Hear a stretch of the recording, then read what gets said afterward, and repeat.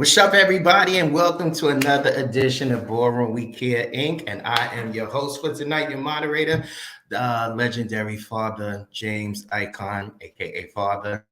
So before we begin, we just want to give you a little insight of what we do here at Ballroom Care emerged as a grassroots intervention in 2017. One of the concerns of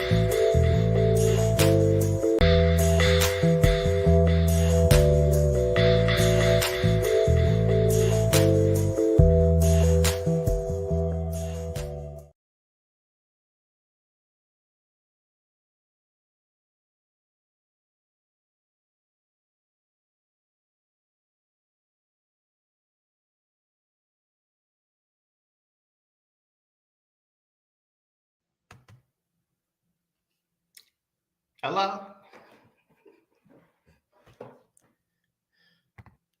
oh, we was having some technical difficulties, people.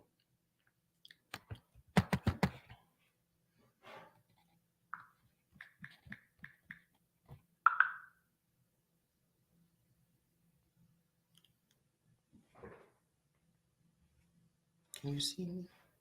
Can you see me?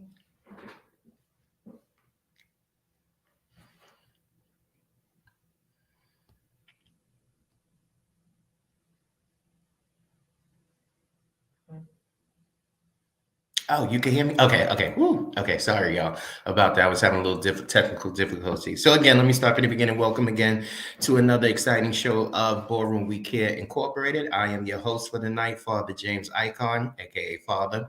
And before we begin, I'd just like to give you a little insight about what we do here and what Ballroom We Care is all about. Ballroom We Care emerged as a grassroots intervention in 2017, born from the concern of our influential ballroom leaders, Tim Lavin, Uncle Mike Ebony, Luna Khan, and rest in peace, Hector Extravaganza, in response to the devastating impact of crystal meth in the New York City ballroom scene. Today, the dedicated team at BWC comprises of Tim Tobias Lavin, Uncle Mike Haynes Ebony, Johnny Galilupu, sorry if I messed up your name, Tabitha Gonzalez Magella, and James Means. Fueled by unwavering passion, Ballroom We Care strives to offer vital support, education, and awareness, and culturally sensitive resources to our beloved ballroom community. Members grappling with crystal meth use and its associated mental health challenges. We invite you to explore our website at www.ballroomwecare.org and join us on our social media platforms such as Instagram, Facebook, YouTube, and Twitter, where you can find us at Ballroom We Care. Together, we uplift and we heal. Join us tonight for an interview with the legendary face, and more face, Zeric Mugler, a candid discussion on the realities we face in ballroom and beyond. And so I just want to let you know for our viewers, ballroom is just not a community. It is our refuge, our sanctuary. Over the years, we've weathered storms of substance use, endured the pain of abuse, fought against negligence, confronted the spectators of homophobia and transphobia, battled discrimination based on gender identity, grappled with the injustice of the justice system, tackled mental health issues head on, and mourned the loss of our loved ones as well. We have seen individuals cry out for help on social media only to lose them later tragically, so many. We have borne witness to the senseless violence that has claimed the lives of some of our trans sisters, many of whom hail from ballroom. In the face of all of this, our ballroom community remains unyielding, our spirit unbreakable. Tonight, in this interview, we aim to highlight the challenges that have touched our lives in ballroom and extended beyond its borders. Our goal is to raise awareness about the various disparities we encounter, pose community-driven solutions, highlight warning signs we should never ignore, and provide invaluable insight on how to chase dreams and reach for the stars despite the odds. Let's come together, learn, and grow as a community. Together, we can overcome and drive any and everything that we put our minds to. So without further ado, I'd like to introduce you to our most humble and esteemed guest tonight, the legendary face ruler, God, diva, sexy, gorgeous, the legendary Zeric Mugler. The return of Zeric Mugler. Oh yeah! Oh yeah! Oh yeah! Oh yeah!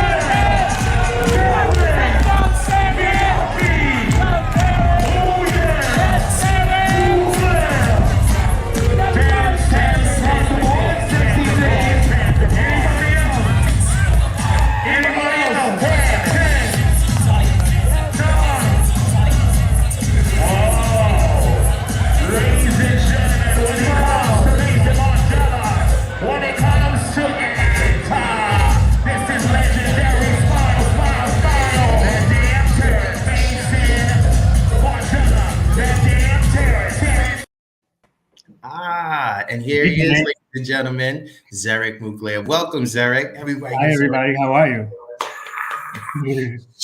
What's up? What's up? Nothing. This has been a long time coming. It has been. We've been discussing this for a while, and I'm so glad that you were able to do this with us tonight. Despite my technical difficulties, you stuck in there with us, and I appreciate that. Thank you so much. Thank you so much. How have you been? How was your holiday? Oh, it was good. I got a chance to spend it with some friends.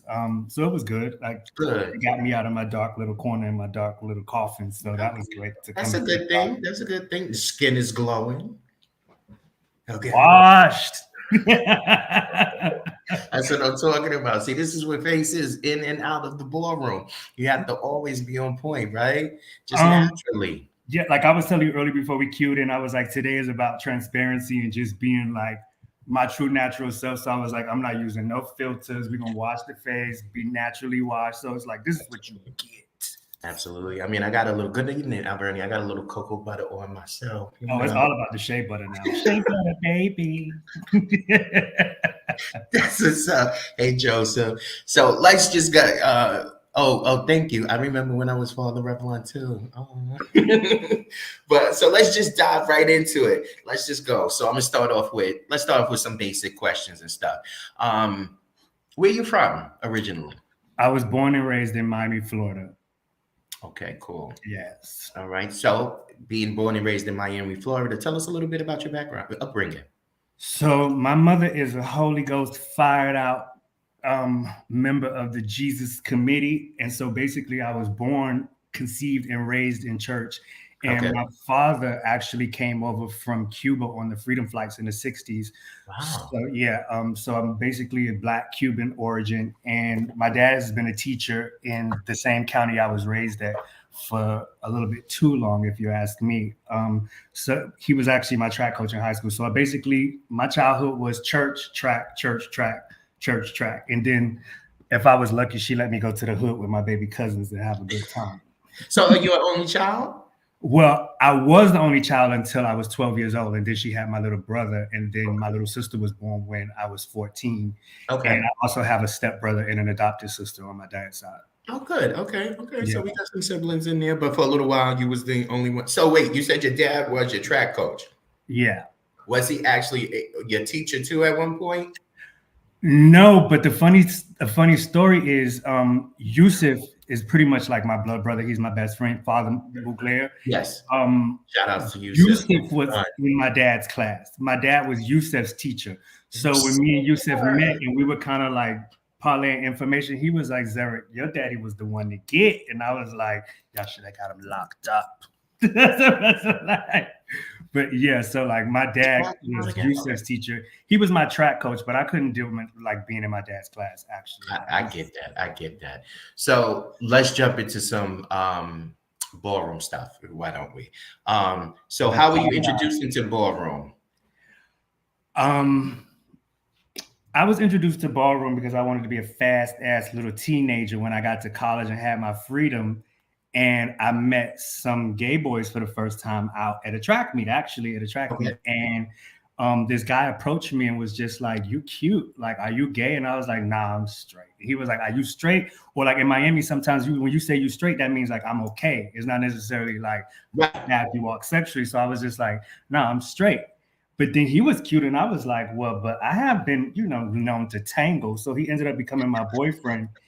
And shortly after that, like I would go to their house and they would start watching ball tapes and stuff like that. And it was confusing because one of his cousins would be like, Zeric should be in the house. And I was just always like, well, I thought, aren't we in the house? Like, what's happening? What's this all about? Yeah. And then I had the opportunity one weekend to meet Tony McCoggle, rest in peace. Tony came down and like, when Tony saw me, like he was just fixated on me. Like, oh no, like, I don't care what y'all say, this is happening. And like, you knew Tony. So he was like, oh, Miss Zeric, come with me to this place. And it actually ended up being a ball. And when Face, I think it was either New Face or Face, like when it happened, he just grabbed me and like pulled me out. Ended up getting chopped, which is the one and only time I've ever been chopped.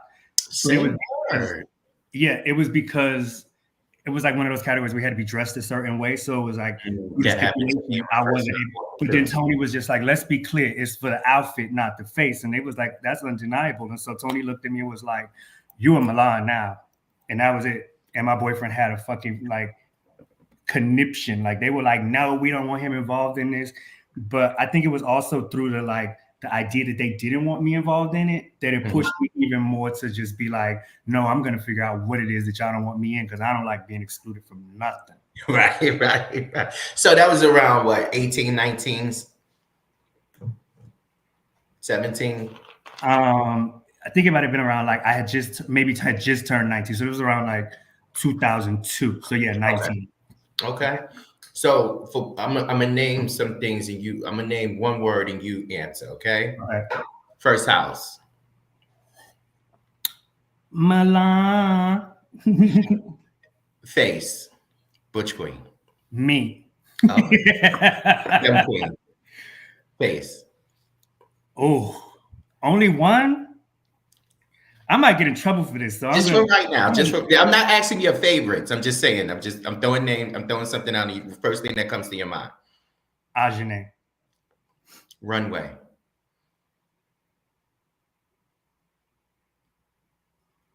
I'm gonna have to say the Mugler squad right now because they tearing it up.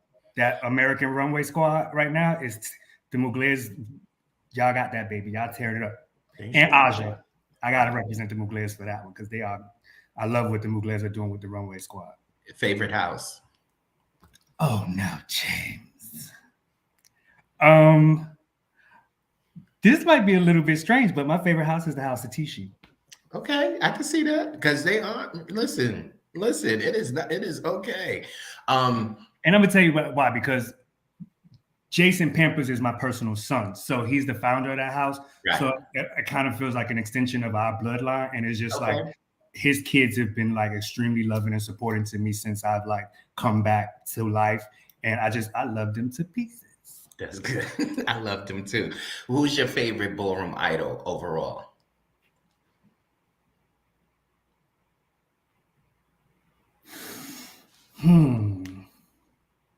Kind of hard, right?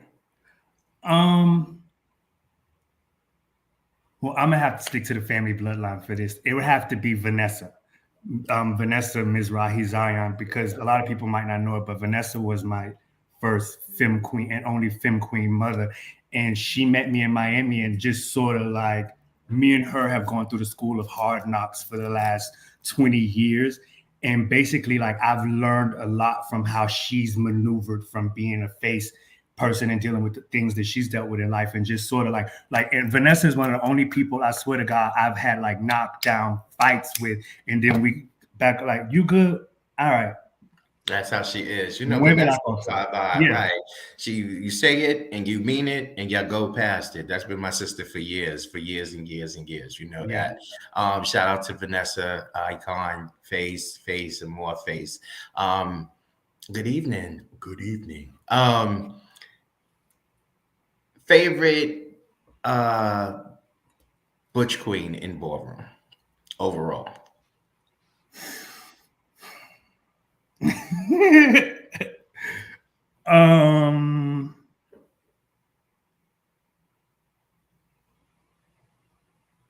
God, there's so many people that I know, right? Um, Just the first one that comes to your mind. I'm gonna have to say Brian Infinity. Okay. And the reason why I say Brian is because there were three people that I kind of really patterned the Zeric Mugler identity after. And like I've already said this publicly, but it was Whitney, it was Brian, and it was also Tony Milan. I took Tony's attitude, I took Whitney's like sexiness and finesse and like brought my body into it the way that he did. And there was also that comparison when I first came out of like me being a little Whitney, but then there was like this one that everybody talked about, but nobody ever saw. Like he was like this like secret leprechaun that existed in the world, but nobody ever saw him. And just the idea that your name can make a presence before your face ever does was something that I just was like, I need to learn how that happens. I need to learn how that works. And this was like pre-social media. So, you know, to be able to find Brian, then you had to dig through somebody crate in their house to look for something that was like a little raggedy like VHS something. But I just love that enigma about him. He still has that, and like over 20 years later, he's such a viable name in the Butch Queen face category. And we actually had a chance to sit down a couple of months ago and talk to person to person. And like I was able to get him to come and do an interview. And I was like, Brian, you don't even understand like how much of an impact that you've had on my life and people's lives in this scene. And like everybody misses you. Just like come tap your foot in a little bit and say what's up to the people. Right. Shout out to legendary Brian Infinity. And that is so true. A lot of times, some people are here not for a long time, but for a good time. But their impression that they have left on the scene anywhere in life, you always remember that person. So that, how they impacted you, how they might have influenced you, how they might have touched you, and stuff like that. And it seems like Brian was definitely one of those people for you. Shout outs to Brian. Definitely. Just give me a few more ballroom favorites that you can think of. Like, who are your favorite people in ballroom? Any particular category, any different realm, region? Well, I have to say this. When I came out, the idea of ballroom kind of was alluring to me because I wanted to work in fashion and I wanted to be a model. So that was kind of the idea. Once me and Yusuf got a chance to know each other, because Yusuf had already been working in the industry. Well, I have to say this. Yusuf is one of my favorite people in the world. Like, Yusuf is one of my favorite people in the world. He's another one. He's pretty much like my blood brother. We fight cat down, but like we always find our way back to each other. And when I came out, God bless his soul, Yusuf's best friend knew me in Miami. And Yusuf happened to see me at a ball in New York and called and was like, who is this little bitch that they keep saying is from Miami? Like, I need to know who this is. And my friend, his name was Gennaro. Gennaro was like, Yusuf asked about you. When you go to New York, you need to call Yusuf. And this was 20 years ago. And like, Yusuf wasn't in ballroom at the time, but he was a spectator of the sport.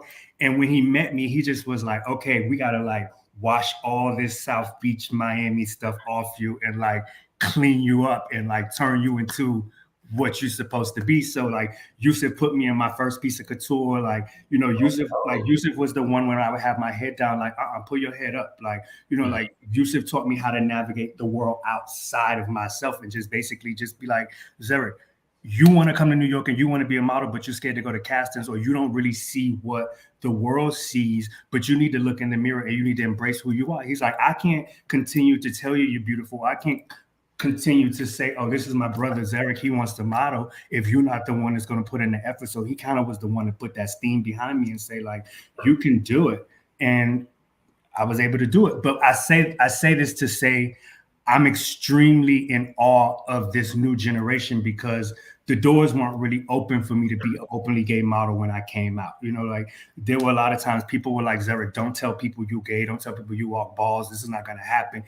And like now seeing people like Lena and like seeing Trace and, seeing Pose happen and just seeing, I'm especially happy for the girls, the femme queens in the scene, to be able to be getting in Amaya, people like that are really like breaking the zeitgeist and to open up the world to like who we are and that we're here. And it's just so crazy because it's like, I don't think I broke the ceiling, but there was that part of my history that even when I came back, like I just had a conversation with Lena not too long ago, and she was like, Zeric, you were one of the people that I looked at when I came into the scene because I wanted to be a model.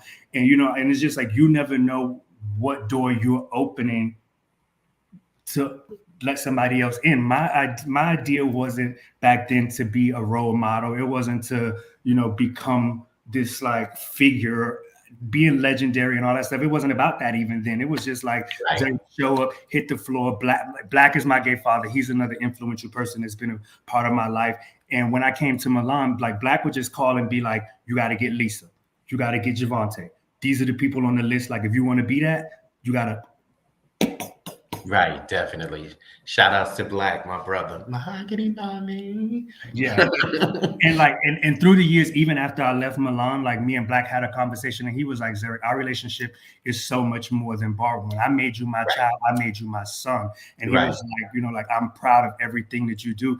And even like I told you before we queued in, like Black hit me up when he saw like the information and was like, Zeric, are you sure you're ready to do this? Or are you sure you want to do this? And I just was, like, I was just like, Black, it's time.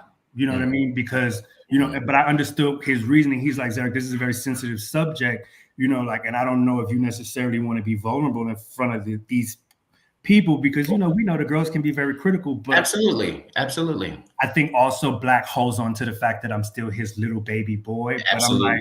Absolutely. I'm a grown man now, and like We I had take that conversation. yeah, We had that conversation. because he was like, tell James to keep it cute. Yeah, yeah. He told but Malak is my brother. He hit me up and stuff like that. But Black knows, and everybody knows. I don't go in the realm like I was telling you that intrusive in things. And if I do, that's a private conversation that will happen between you and I, not the rest of the world. Yeah. You know what I'm saying? So I like to make sure. Casper, what's up? I love you. So listen, you said something about Pose and everything. So looking at Ballroom today, where we see shows like Pose and Legendary and a few others, what are your views on the current state of Ballroom?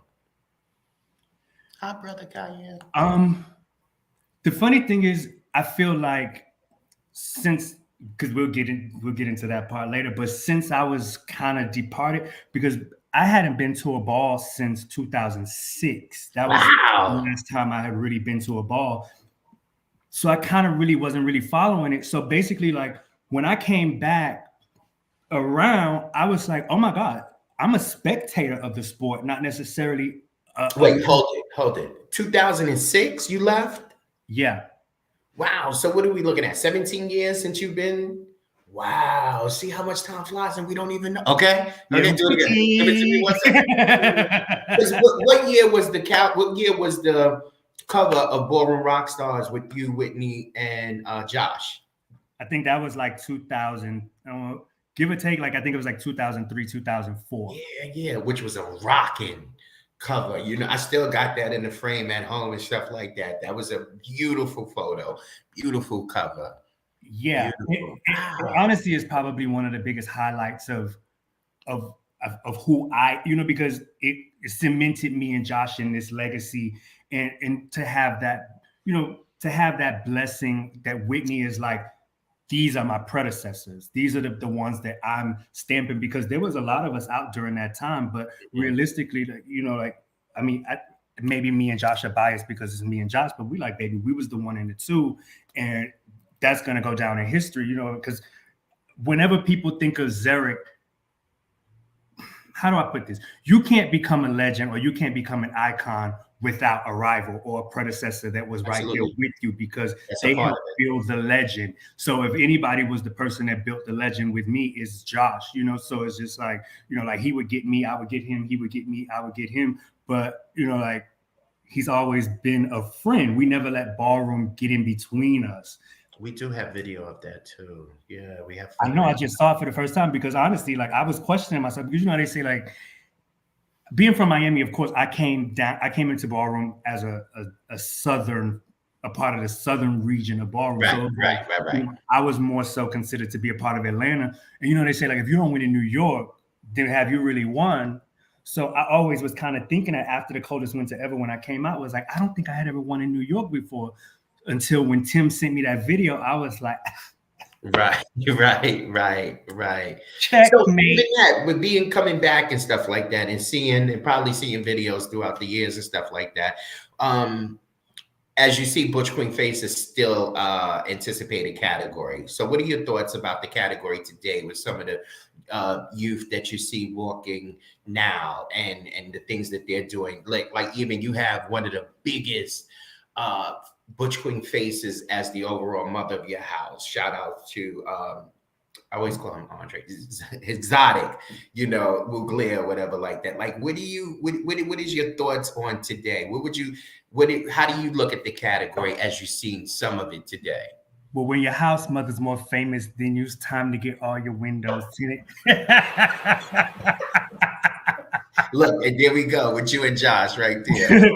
No, like honestly, the craziest thing is, I remember when Exotic first came around, and it made it so much more easier for me to leave the scene at that point, because I was just like, the new Supreme has arisen. Like I was just like I was like, Exotic, you're what they need. Now, of course, people would have liked to see this rivalry between me and Exotic, but I don't know. I'm kind of a firm believer in like moving out the way sometime for the younger generation to do their thing, and like, let them have their time and let them have their space. And then my focus at the time was being a model. So it was just like, okay, Exotic, I can leave this with you and like, you can carry it. But there's also like, me and Exotic have had conversations now that I've been back, and like, I think there was this point where I think Exotic kind of was looking to me to be like a role model or something, but still in the back of my mind, I was like, bitch, I'm not teaching you nothing. You the competition, baby. Do your thing, but like the door is closed. You can scram. But I'm so proud of Exotic for what he's been able to do on the floor and the role that he plays in the house, and like his icon status is definitely something that like he worked pretty hard for and that he really does deserve. But also like I'm excited about a lot of different people. Like Sky, I've always said this publicly. Also, like Sky Garson is one of my favorite faces because there's a sort of innovation that he has to bring his body and like the clothes and the styling that he, you know, he doesn't mind like stepping out of the box, and he does it so flawlessly and so beautifully. Shout out to Emery, and like Emery, because it's like who cannot love Emery? You know what I mean? Like Emery is just such a open, welcoming person, and it honestly was something because my generation, I came up under Tony, and I would go to balls, and Tony would be like, "You too friendly. Don't talk to these people. This is not ballroom best friend race." Like, like my sister. You know, my sister. You know, it created this shell around me where it was like I have to stay standoffish from everybody, but like it's just so refreshing to see how like the new generation of face kids, it's like they can leave it on the floor, they don't take it personal, they don't really create like rivals outside of it, but they can just like, you know, embrace each other. Like even when Exotic won, to see Christian and all of them run up and give him a hug and like appreciate that moment was a very beautiful thing to see. So definitely Emery. My son Ryan in the House of Gorgeous Gucci, like he's my son.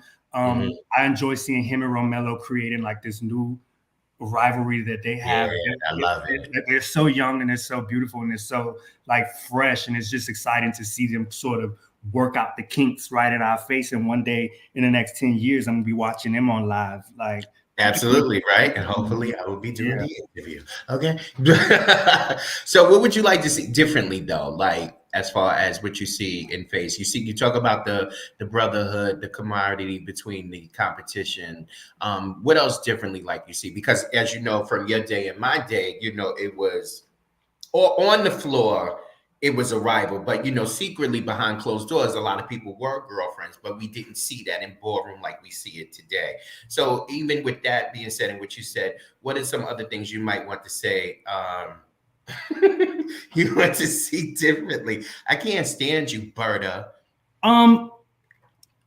Honestly, I'm excited. Just I wouldn't necessarily say something like I would like to see a more like realistic standard of beauty to be passed down, because I think that especially in this time that we live in, like for instance, you heard me when I said before we came on, like I you know, literally before this happened, I was like, Zeric, you gotta look cute, you gotta look good. Should I put on a little like concealer or something? But then I was like, no, because today is about being like unfiltered, natural, and just sort of like presenting me and who I am. So it's like, you know, like no makeup. It didn't even like when you turn this thing on, one of the first things it said is, would you like us to enhance your look? And it's just like a lot of us have become susceptible to that, where we're afraid to present who we really are. And I don't know if it's like we're putting in these younger people's heads the right way of looking at beauty, because it's just like, if you can't present who you are through a picture or through, you know, like everything always has to have a filter on it, then are you really in love with who you are? Or are you really in love with what you see? Or are you in love with this enhanced version of what it is? And I would honestly love to see them eradicate dark versus light versus medium. Like that right there, honestly, is one of the things that I've never been comfortable with, and it's never been something that I've ever wanted to walk, because it's like, why are we perpetuating this standard of separateness? Beauty is beauty, you know what I mean? And I honestly feel like right now, like some of the most beautiful boys and femme queens in ballroom are some of the darker skinned beauties. And I know a lot of times they feel bad because they feel like there's this level of colorism in ballroom where they're not fully appreciated. But I just want to let y'all know right now, I see you. I appreciate you. I love you. And I honestly don't think that it should ever have to be this level of colorism where we're putting different shades together. We're all black. We're all beautiful. And I'm rooting for everybody black. There we go. There we go. See, that's what I love. Oh, listen. You just said a mouthful, and then the part about loving yourself and loving what you see is very important, and not just for the face category, just overall. I think that was something that right there was a heavy message that I hope. And I'm gonna tell you why, honestly, because my 20, well, at the time he was like 24, my 24-year-old, like they call me Gigi, or like my son's son, which is my grandson, but. Mhm. You know how we do with these. Right. Listen, I got great. But like he was like, Grant, I think I need to get Botox or something like that. And I was just like, first of all, whoever is telling you this, send them to me. And secondly, you are 25 years old. There's no reason why the conversation of Botox or fillers needs to even be in your mouth. Right. So I'm very open and I'm very adamant about, and I told you to let me know when I get a little. No, you good. That's why I ain't saying nothing yet. You good. You right to want everybody black. Yes. But at the same time, like there's no reason why a person under the age of 25 should even be having a conversation about getting filler or getting work done. Now, granted, like I'm transparent. I got work done in my early 20s, not on my face, but like I did some body modification. It wasn't even something that I necessarily needed. But at the time, like I was young, I was impressionable, and I was fascinated with the how do you put it? Like the mystery of who Joanne was. And for those of you who know who Joanne is, shout out to a true icon of the scene. You already know. And I asked Joanne, I was like, Joanne, can you do what I want done? And then can you also do my lips? And she looked at me and she said, baby, I'm not touching your face. And you should never touch it either, because that like does not need to be touched. And in that moment, I appreciated that, because there had been so many yes people, or so many people trying to like say, Zeric, you need to do this, or you need to do that. But for Joanne to say no was such a pivotal moment in my life, because it was just like she sees me for something, because it's like this lady is the beauty maker, and for her to say no, it's like, okay, Zeric, then you okay in your body. Be appreciative, and don't just do something because you see everybody else doing it. You know what I mean? Like, and for me, it was just like I'll try anything once, which will also lead to where we're going. But we're going. Right. At the same time, like I want these younger butch queen faces, and not even faces, because honestly, to tell you the truth, like the face kids are not the only ones that want to feel facey and feel beautiful, because I see, like I see a lot of y'all realness boys. I see you. I see y'all. This is all Noxema.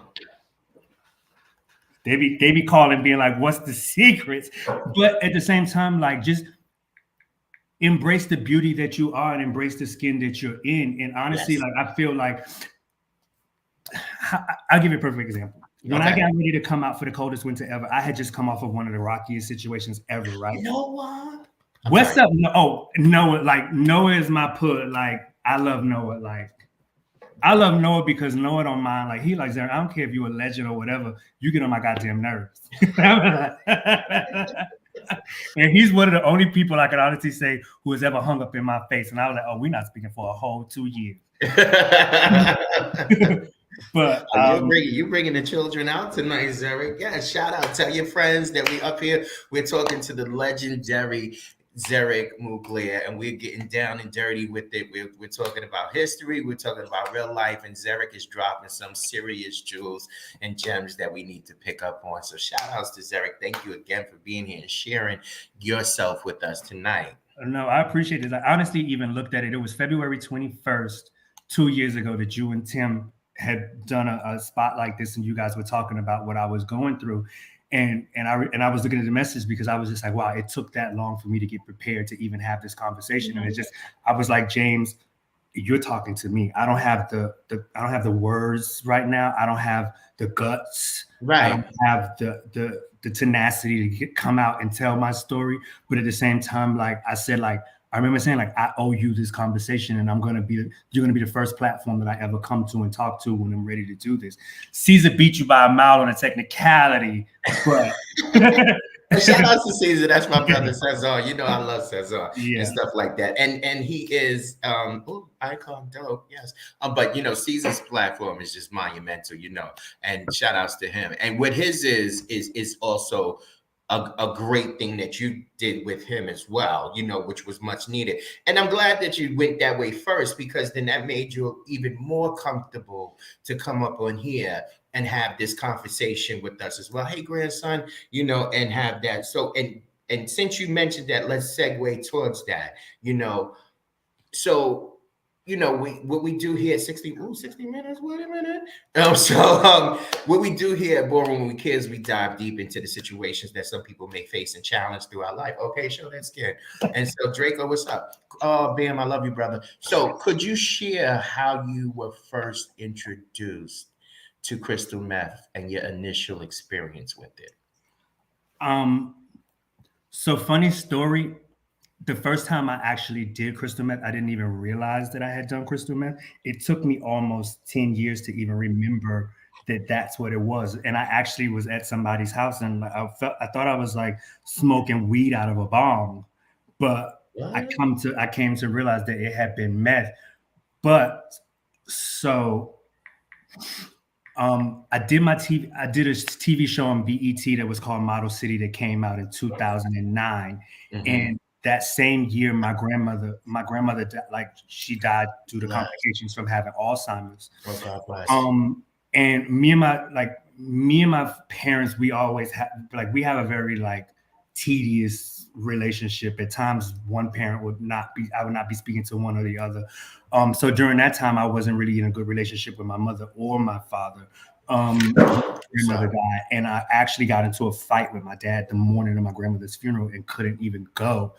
And I just got on a plane and came back to New York, and I basically grieved that by myself. Nobody really even knew what was going on, and it just was like a hurtful feeling that my dad couldn't get over his own prejudices against who I was or what I represent to even allow me to say goodbye to my grandmother. So that kind of just put a dagger in me. And 9 months later, I got a phone call on Thanksgiving that my 21-year-old cousin had got hit by a drunk driver. Oh, God bless.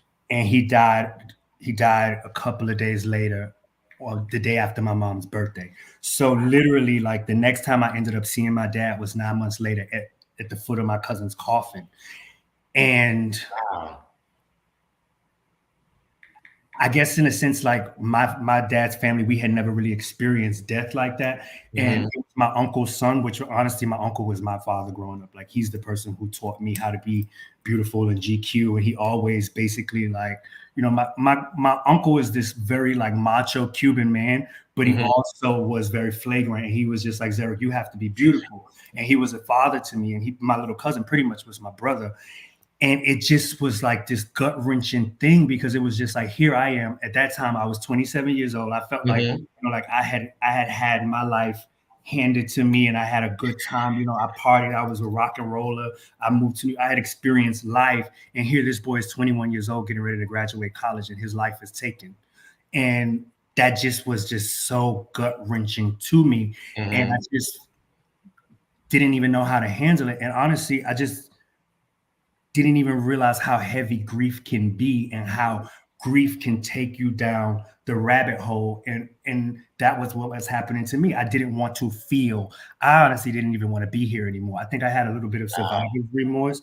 And realistically, I just every day after that happened, I just kept being why am I still alive? Why couldn't it, happen to him? And I remember having a conversation with my brother, I wish it would have been me. I think everybody would have been more happier if I had died. I would why couldn't God take me and let him live? And this is what I was faced with, and this is what I was dealing with. And then also this heightened level of popularity I had received from being on television and just trying to navigate who Zeric is and what's going to be next in my life. It just was you know what? There is no next. Everything just is at a halt and a stop. And it just was through methamphetamines, I was able to, just disappear into the abyss.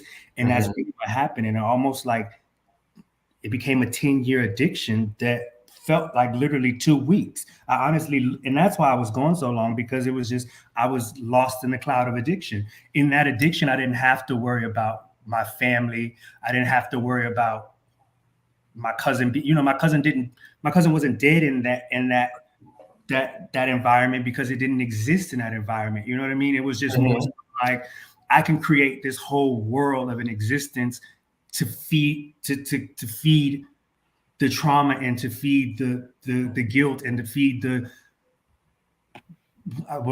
just the pain. Honestly, to tell you the truth, I was not hurt because of the euphoria of methamphetamines. Like methamphetamine, my dopamine levels were through the roof with the happy, because it induces your happy hormones. So it's just like I was living in this world of euphoria that just basically protected me from actually feeling, and honestly going deep into feeling my issues and my emotions through that death. And honestly, once I finally decided to get clean, I was just flooded with such an immense level of emotions, because I had been bottled up in my reserve for so long. It's like, you might want to not remember it, or you might not want to think about it, but it's never going to go away until you process it and you focus on it and you live in that environment. So once I decided to get clean, it was one of the most tumultuous situations, because it was just like, God, why am I such a hurt person? Let me look into my life and focus on where the pain stems from, and honestly work on it. And there were days, James, honestly, like the day that I was watching you on there live, I was sitting in a dark room, just so happened to go on Facebook, and I hear y'all talking about crystal meth. And it was one of the first times I had ever heard somebody from our community, meaning the Black community, whether it's Ballroom or not, having an open dialogue about crystal methamphetamines. And nobody even knew at the time that I had just checked into rehab. Nobody had even knew that I had 2 suicide attempts. And mind you, being transparent, I was an intravenous drug user. So basically, I would shoot up every day with the hope that I could just die. You know what I mean? It just was like, why is this not working? And I realize now that everything happens for a reason. Do I regret being a drug addict? No, I do not, because I get the opportunity to live today and tell this story, because absolutely, I've lost so many friends to addiction, and they don't get to tell their stories, and they don't get to be here today to live out the beautiful lives that I knew them for. And they were some of the most amazing people. They weren't bad people. Addiction can happen to anybody. I don't come from an addictive family. There's no other drug addicts in my family. I get the award for being the first, but at the same time, I'm glad that I've been able to combat it. Have I won? Have I won the battle? Yes, but I'm still in the war. Absolutely. Every day is a challenge. You know what I mean? Every day, yes. There's days, honestly, I just want to crawl up and ball up and just disappear. But it's just for the first time in over a decade, I'm feeling, I'm feeling all the feels. I feel my feelings. And it's just, even sometimes I'll talk to my mom, or I'll talk to my friends, and they'll be like, you come about them dark rooms, baby. Come about them dark rooms. And they don't let me stay in that place that long.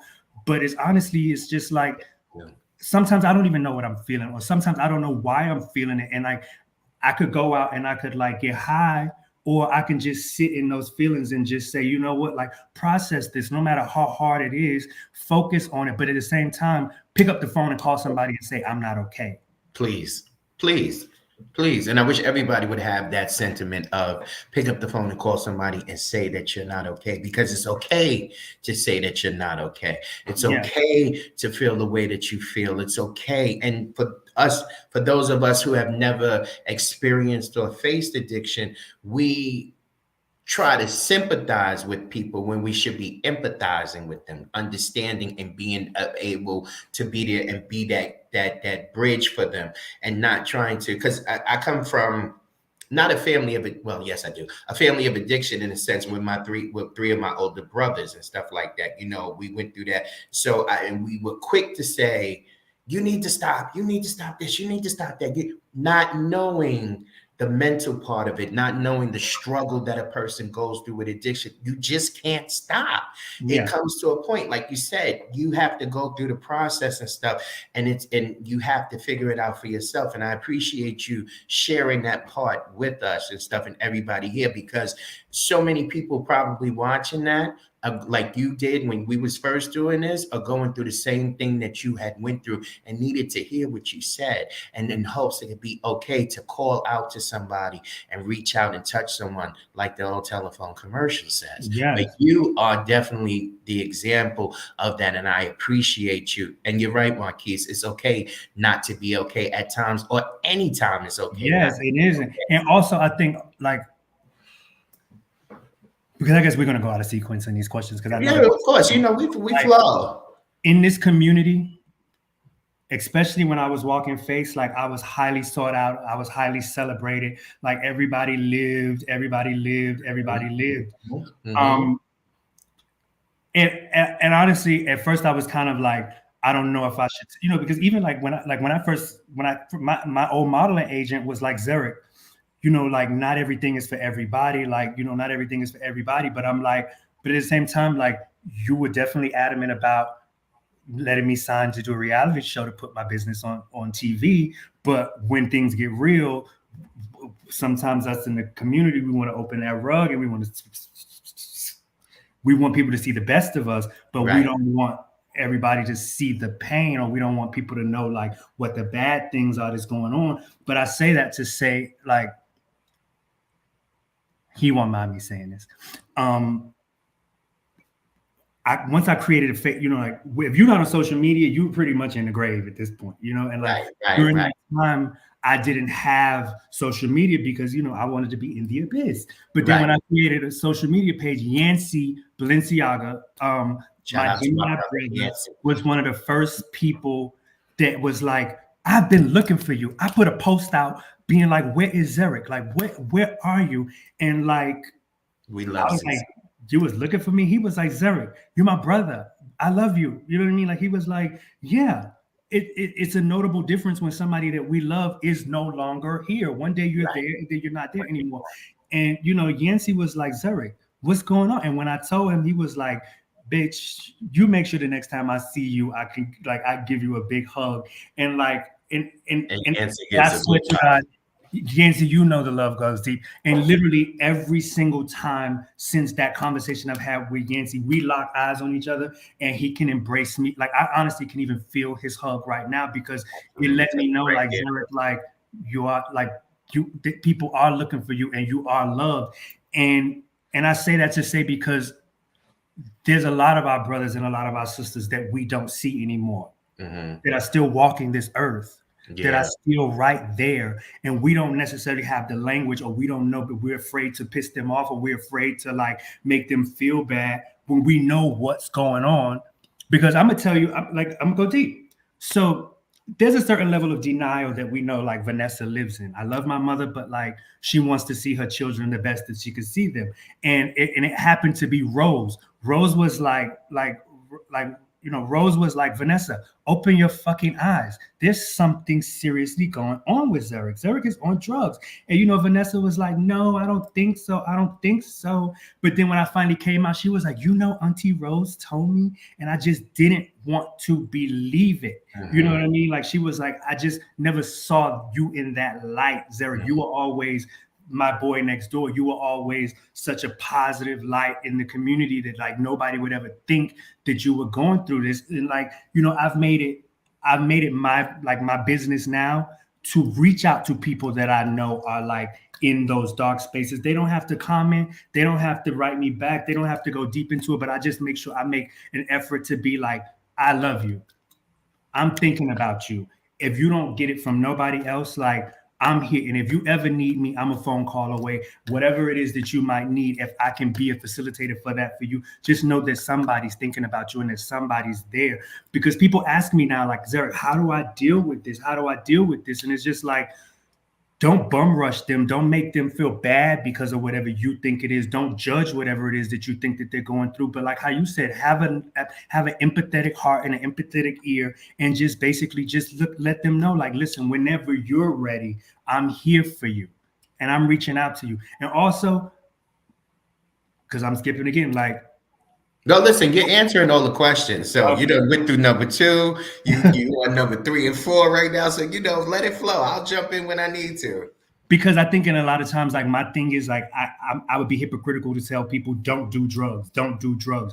I would love for nobody to do drugs, but that's just not the reality in the world that we live in. There are going to be people that do drugs, but one of the biggest takeaways that I like to tell people is that there's a responsible way to do drugs. One of the questions I know that's on the thing is, how do I feel about harm prevention? I'm a huge advocate for harm prevention because, especially if you're an intravenous drug user, like I've seen people's circulation be cut off where they have to almost get their arms cut off, or like, you know, like they're not injecting properly, so like they end up getting like cysts or like boils or like you know, like your hands, your body and your limbs start to fall off because you're injecting poison inside of you. So if there's a harm prevention place around you that you can use the right way, or even, you know, to prevent overdoses, that's amazing. And fentanyl strips are available almost for free at a lot of different resources, or you can even order them on Amazon. All my friends that I know do drugs, I always say, get the Fenty strips, get the fentanyl strips. That can be the difference in you being here today and not here tomorrow. It's just so simple. If you're going to use responsibly, use the fentanyl strips. It does not take that long. Let me ask you a question with that. Have you ever had an overdose scare? Yeah, twice. Actually, almost overdose. And how did that impact your perception of drug use at that time?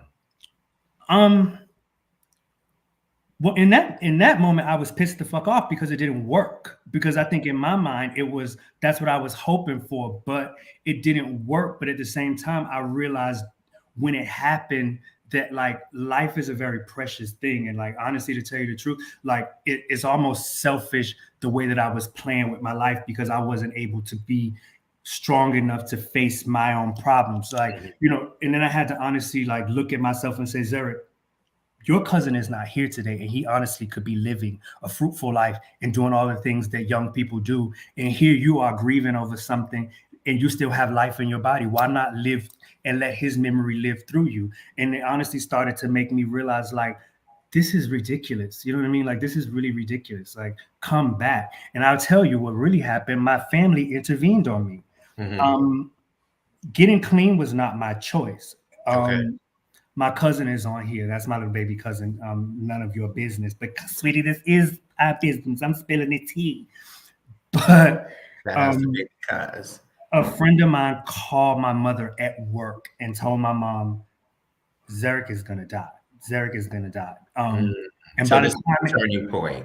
This was in 2019. By the time it got back to like my cousins and my family, some had heard I was cut up in my apartment. I was dead. Like, it was just like ridiculous. And mind you, I was at my friend's house, knocked out on the couch. And I woke up to a message from my little cousin being like, Zeric, I'm about to come to New York and kick your ass. Like, you're doing drugs. Like, what's happening? Like, what's going on? And I immediately got defensive and I called her and I cursed her out. And we can laugh about it to this day. But I was like, listen, none of y'all don't do nothing for me. I take care of Zeric. Like, why is there such a like outcry now that like somebody called y'all and told y'all something? And I'm like, mind y'all goddamn business. I'm fine. But I wasn't.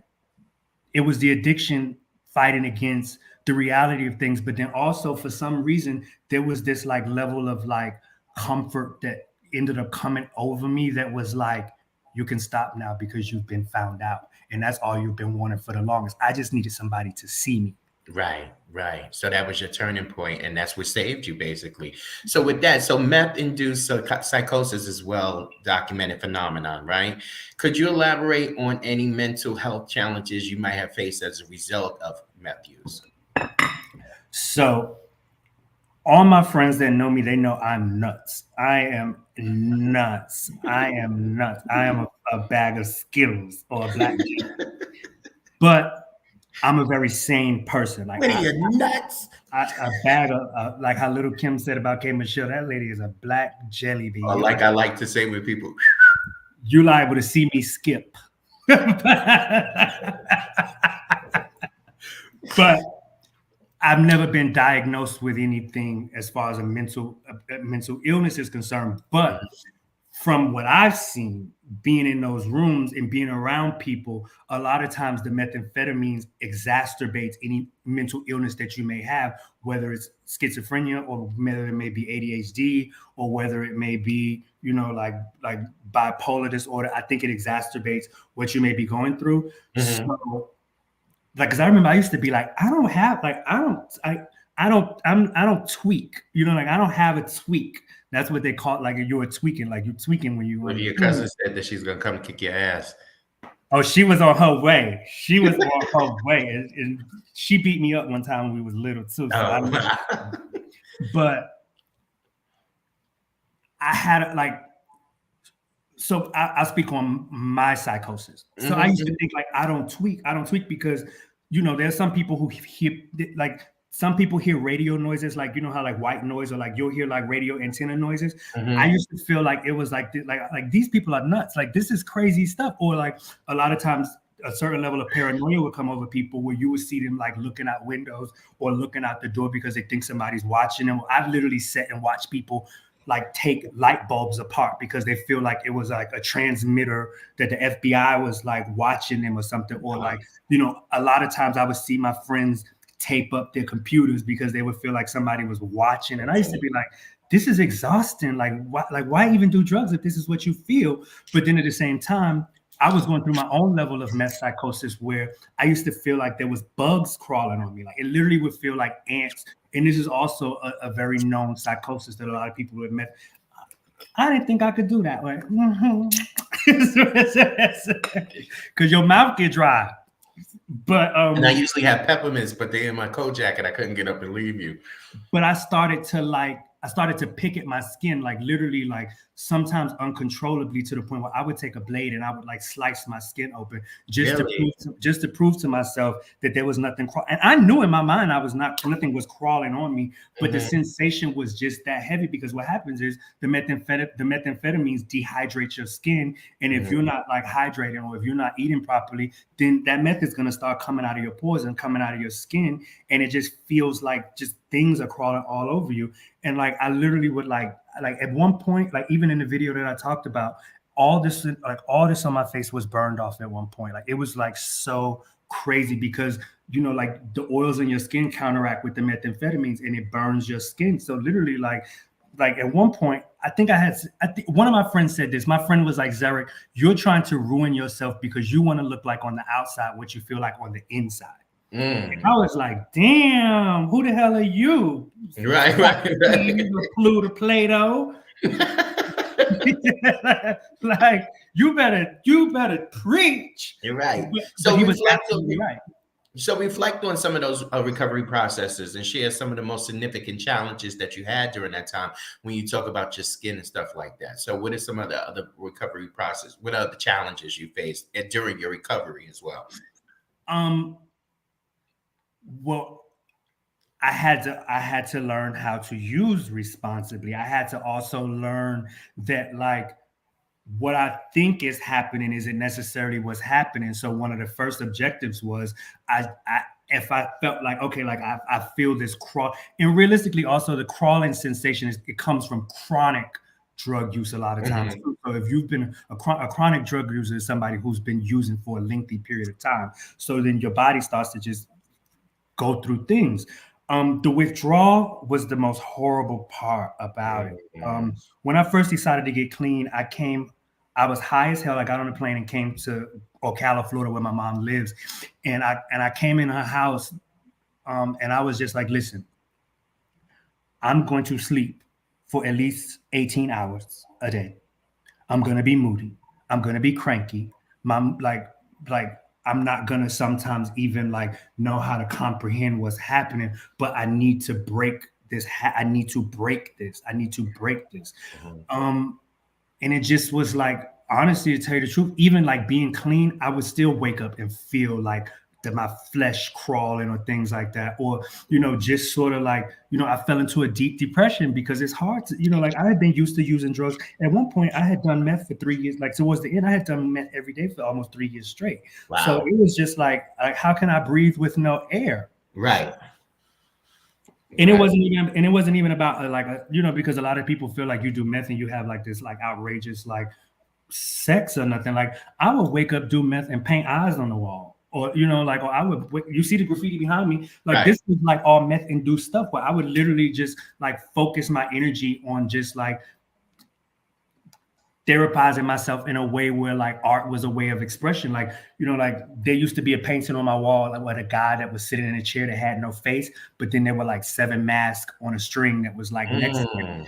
And I remember my cousin, when they intervened on me, she came to my house and she looked through my window, and my aunt was like, her name's Latiria. She was like, Tyria said it's scary inside your house. Like, you know, she was like, it's like mask on the wall and like crazy art and stuff. And I was like, well, I used color. So I don't know what she meant. I used color, but also the depiction of, I think, what they saw scared them. But like, you know, me, somebody being known for my face to represent myself with none, but have all these different masks was a representation of what I felt like, because realistically, like, I didn't know who I was. I was looking for myself in all of these different places. And the funny thing about it was, through methamphetamines, I found me. Which is the craziest thing. I had to lose myself to gain an understanding of like who Zeric is, honestly, because back in the day, when I came out, there would be, you know, especially when when I was walking Butch Queen Face, I laugh about it because I came out in the Y2K era. So like I was a Y2K bombshell, you know, I was like Britney Spears, Christina Aguilera, all those girls was like my teen idols. So, you know, like it was like I'm like having my little pop moment, but then I looked masculine from running track, and I represented this masculine fixture. And we all know that like sometimes in our community, you know, like we can be real like He-Man, Butch Queen cunt haters. Right. And we love a masculine presenting set, which is like, hey, let the girls be cunt if they want to be cunt. let them be cunt. But look, in bringing that up, so how do you perceive the relationship between crystal meth and the ballroom community? I thank God for people like you, and I thank God for people like Tim, because I think that like there needs to be more of an effort to create these conversations. I don't know if we necessarily have the language down pat to like reach people, but at the same time, I think that there needs to be a more conscious effort within the houses to have mental health be more of a focus in our meetings. You know, like I know that like, you know, one of the things that like I advocated for when I came back to Mugler was that we need to do mental health check-ins and like, you know, definitely check in. Like, yeah, we can have like, y'all can plan a practice every week if y'all want to, or like we can meet up at the balls and you can like, you know, like turn it a la Costa. But like, how's your heart? Right. How's your mind? Right. How's your spirit? So raising awareness about the use of meth within our own organizations, or not be afraid when you see people going through these things.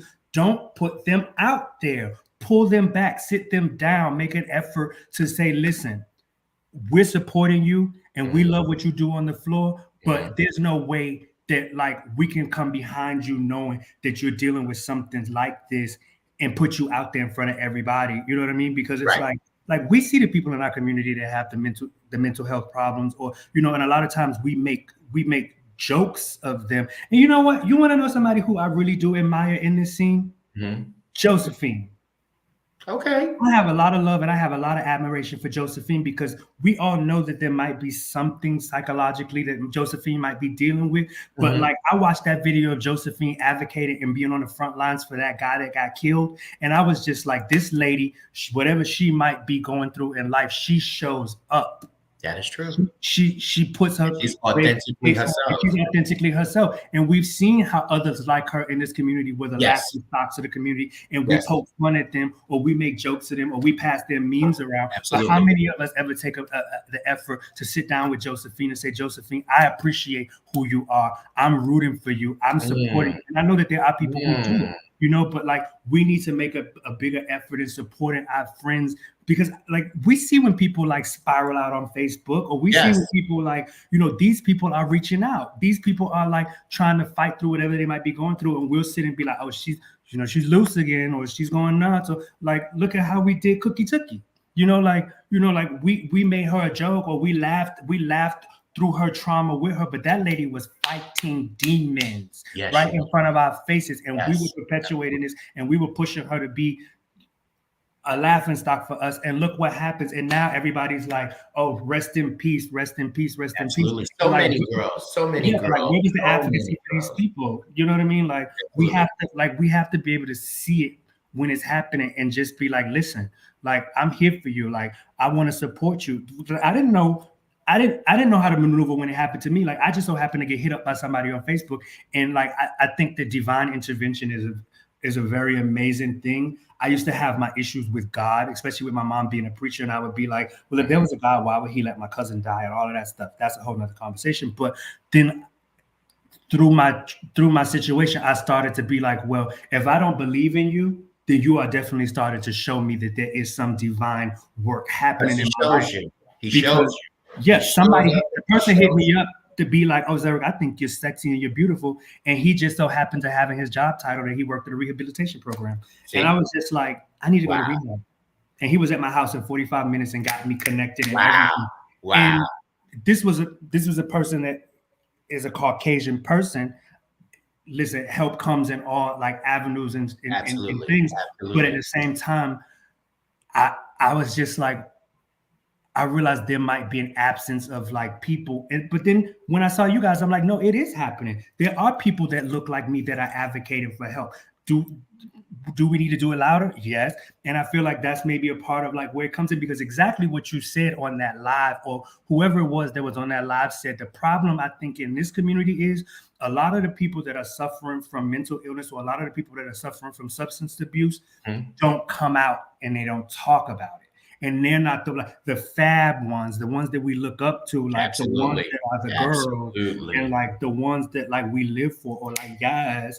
Like I've gone through serious problems and going through serious issues, but they're going to put their clips up of them turning it, but they don't put the stuff out about them being turned. So who is a part of your support system? Because what you just said was heavy, about support and about reaching out and caring for our community. And yes, Miss Gina Gospel was one too. Who James, I told you to tell me when I get blotchy. Yeah, I'm listening. You're not blotchy. See, you see something I don't see. You know what I'm saying? What I see is skin. So you good on it. You real good on it. Okay. I'm telling you, I'm gonna let you know, like Zeric, I'm gonna give you the signal. You know what I'm saying? So I got me in the hot seat up in these lights, hot. And who has how have they contributed to your journey? So first, he's been really like a silent angel. His name is Chad. Chad used to be a Mugler in the 90s in that era with Whitney and Nigel and Stasha. But Chad is Chad is one of the most beautiful men that I've ever seen in my life. Shout outs to Chad. If Chad ever wanted to walk Butch Queen face, a lot of us would have been in trouble. But he's always kind of been a more like fly on the wall and never really wanted to be seen. But he just wanted to like be a part of, he was a part of the scene.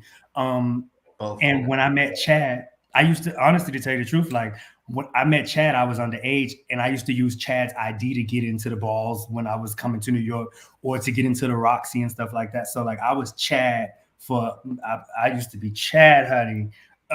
But like Chad is the person who I would consider to be like another one of my gay fathers. And like Chad, from the moment that he found out what was going on, like he just really like stuck through with it with me, and like really was just there and like really supported me through it. My mother, because this was not something easy for her to have to deal with. She lost her husband on the same night that I almost overdosed. Wow. Yeah, Chad from Detroit, guys. My mother, my cousins, my family, my friend Mikey has been a huge advocate, like there for me. Jason Pampers Tishi, as far as Ballroom, was one of the first people that found out that I had like been in rehab and things like that. And Jason was just like, Zeric, I'm always here for you. My heart is always open. You're my gay father, mother, whatever the hell you want to call it.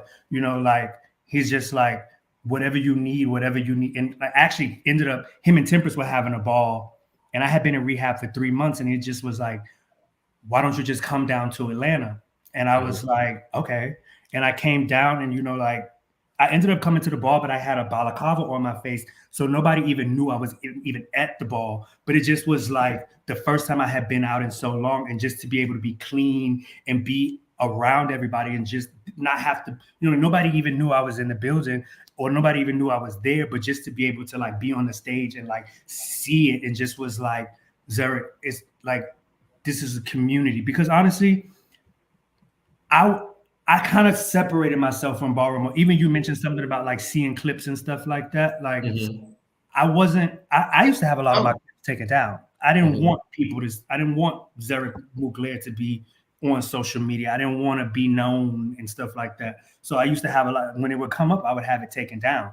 But you know, like through people like Jason, I met his gay children, and you know, they were like, you know, they started calling me Grands, and at first it was like, oh, I'm reading Tim's message. They through them, I started to like see the world differently through these young people's eyes. These are young 20-something kids, you know, embracing life. And like, they're like, we heard about you. Like, we always wonder where you were.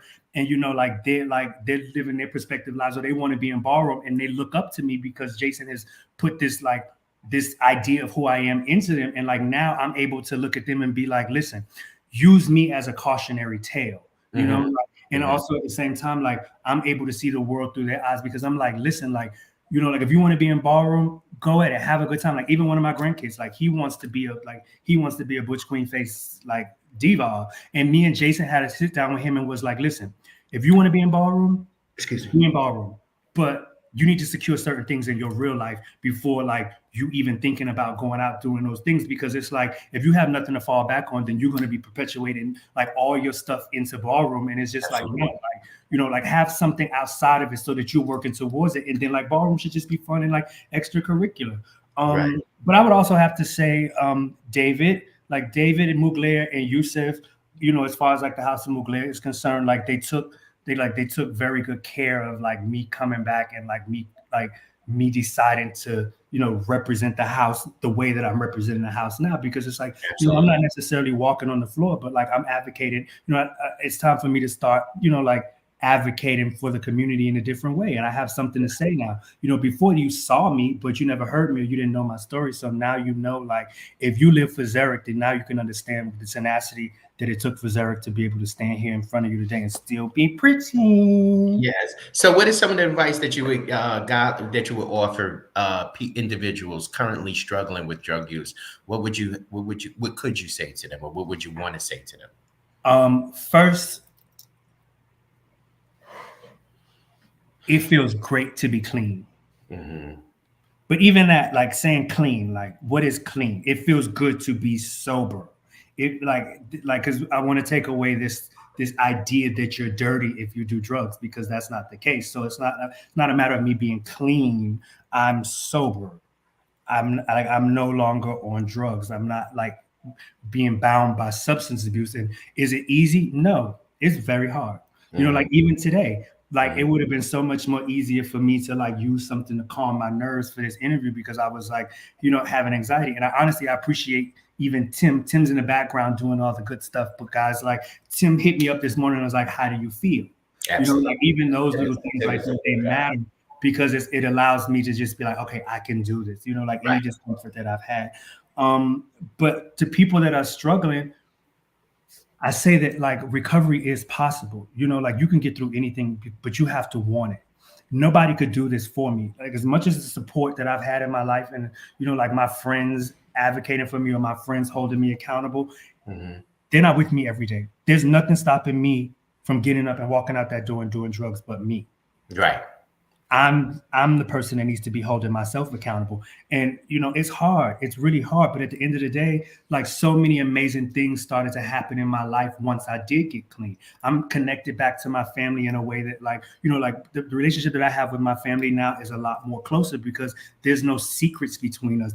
There's no like underlying thing that I'm trying to hide from the world, you know. And I have friends, like literally I wake up every day with at least 10 messages from friends that are just like, we love you, I love you, like, you know what I mean? Like, well, I know it's like, you know, if I'm going for a good 2 or 3 days and don't respond, the hounds are there. Like, they're like, what's going on? You know what I mean? So and give the audience 3 messages like that are out there struggling.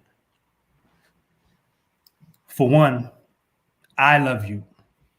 I don't even have to know you, but I know what you're going through. I know what you've been through. And I've been to the darkest point of it. So wherever you are, whatever rooms you might be in or whatever you might be going through, like this does not have to define you, and this does not have to like be the defining factor in who you are. You can come back from this. And even if there's one person that you can reach out to let them know that you're there and that you're alive and that like that you're okay, reach out to people. Like this takes like you can't do this on your own. And honestly, I know a lot of times us as Black people, we feel like we can't really rely on the mental health like sector of things, or like rehab is not something that exists in our world, or like therapy is not something that exists for us. It does. I'm gonna tell you, I was in rehab for 2 years straight because I didn't want to leave. I was in therapy once a week for an hour for almost 2.5 years. And the tools that I learned and the opportunity to just like unleash all of that baggage has been one of the most amazing saving graces in my life. So, you know, and especially for those of you that live in New York City, there's a lot of resources available to you that like can get you connected to rehab facilities or mental health facilities. Reach out to Tim at Ballroom We Care. Like he's advocating for this. He's doing this stuff in the community to like help. And that's honestly one of the reasons why I even contacted them and just was like, look, I don't know if I can help. I don't know if my story even matters. Oh, it does. It does. A great deal. A great deal. You have to see, and I'm sure you can, the overwhelming love that everyone is no, it's been extremely overwhelming. It's been extremely overwhelming. And they just love to hear it. That's why I'm not really asking you questions, because you're just flowing with it.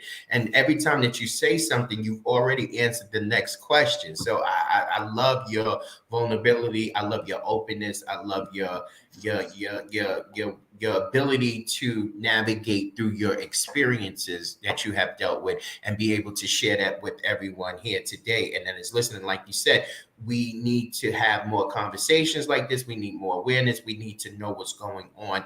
And you are really the beacon for a lot of people today. You know what I'm saying? And I don't say that because I know you or we on Ballroom We Care. I say that because that's the truth, because you have said so much within this short period of time, which is basically like a lifetime of experience for certain people, even for yourself. And I appreciate that. I really do. You better block that skin. I appreciate that and stuff like that, because you are a true example of, because they'll be like, Zeric was talking good stuff, but he was wet.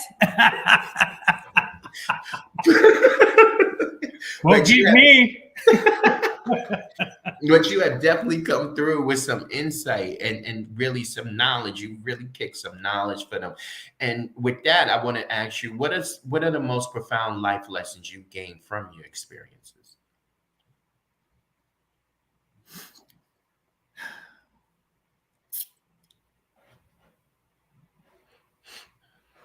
Life has been very dark. And for me, honestly, one of the greatest lessons that I've learned in my life, and I actually got this from my cousin. She was like the matriarch of my family. She recently just passed away. Her name was Denise.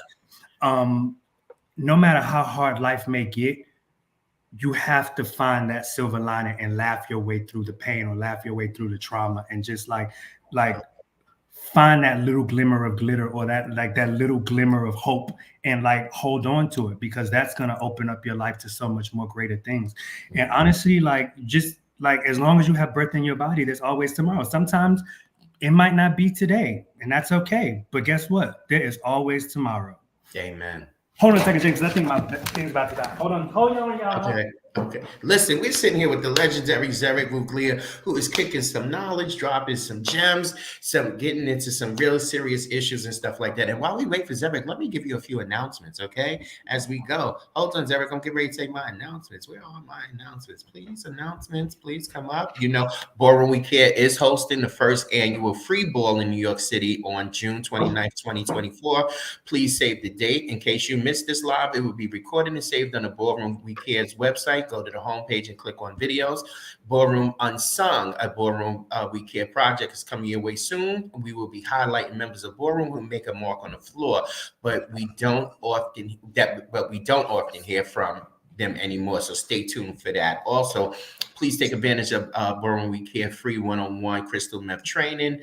If it is an opportunity to learn about the psychological, emotional, and physiological effects that crystal meth has on the body. It also educates you on the do's and don'ts when dealing with someone struggling with meth. Register on our website and take our survey by visiting our website at www.ballroomwecare. And for further information about these announcements, please email us at contact@ballroomwecare.org.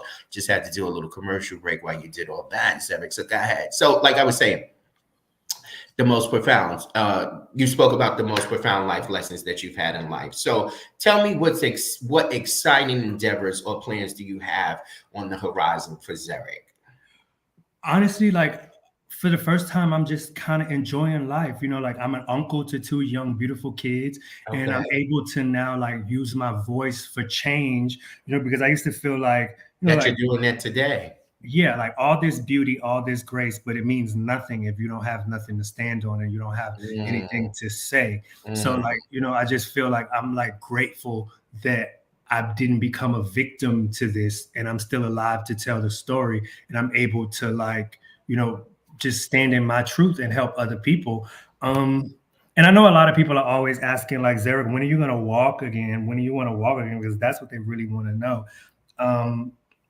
So I don't know, maybe next year y'all might see me hit the floor one good time. No, I'll be saying, because there is a certain ball that's coming up from a certain iconic face figure in Ballroom. Are we looking at that ball? I am 22.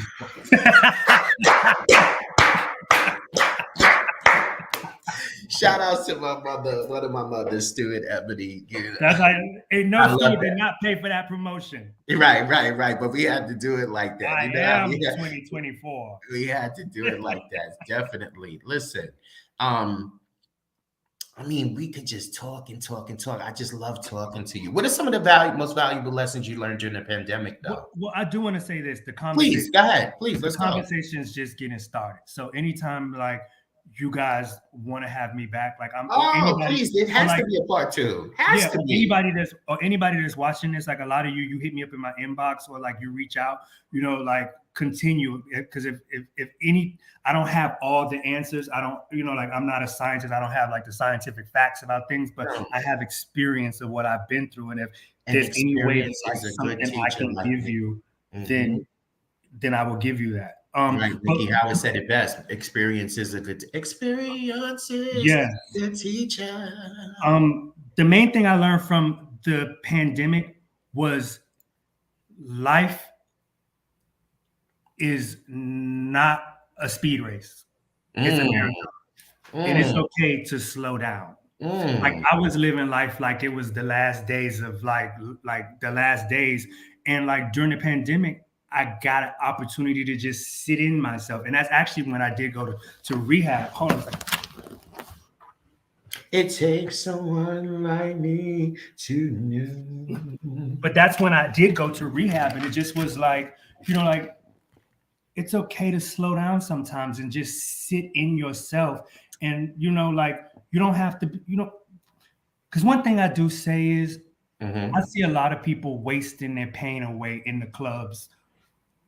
In our community, sometimes like we take our pain and we take it out to the balls or we take it out to the clubs, and we see these videos of these kids damn near killing each other or like fighting or like perpetuating violence because we're not dealing with our hearts and we're not sitting and we're not healing ourselves. So we're taking our pain, inflicting it on other people.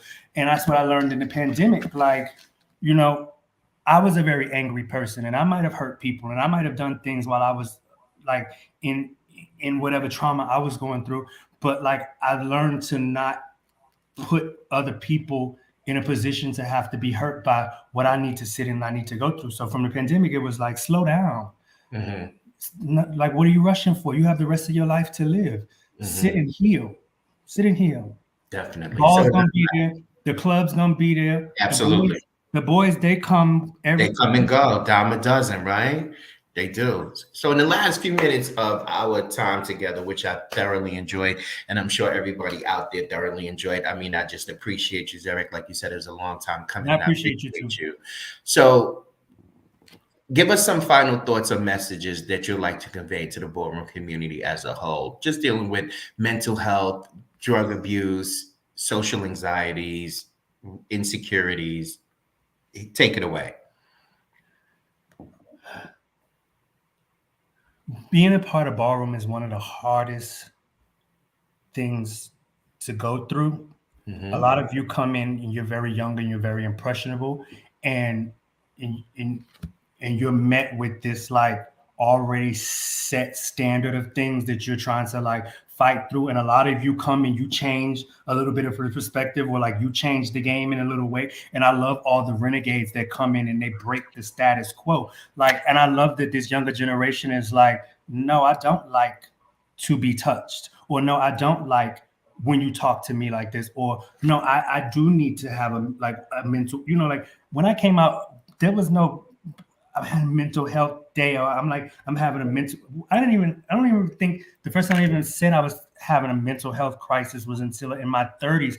But I just love that, like the narrative of this younger generation, they are taking care of themselves, and there is a more of an effort for them to speak out about things that are bothering them. And I love that, because I feel like for the first time in our community, we're not sweeping things under the rug. I think like that older generation, they handle things differently, but I love that this younger generation, because honestly, like I look up to them, because they're breaking the glass ceiling. Like these trans girls are on television living in their truth.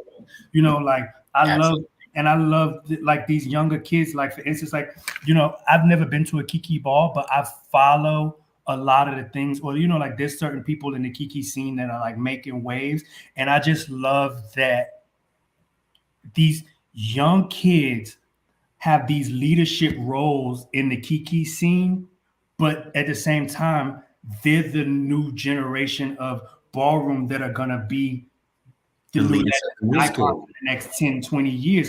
And I love that, because it's like, shout out to Courtney Balenciaga, because she's my granddaughter.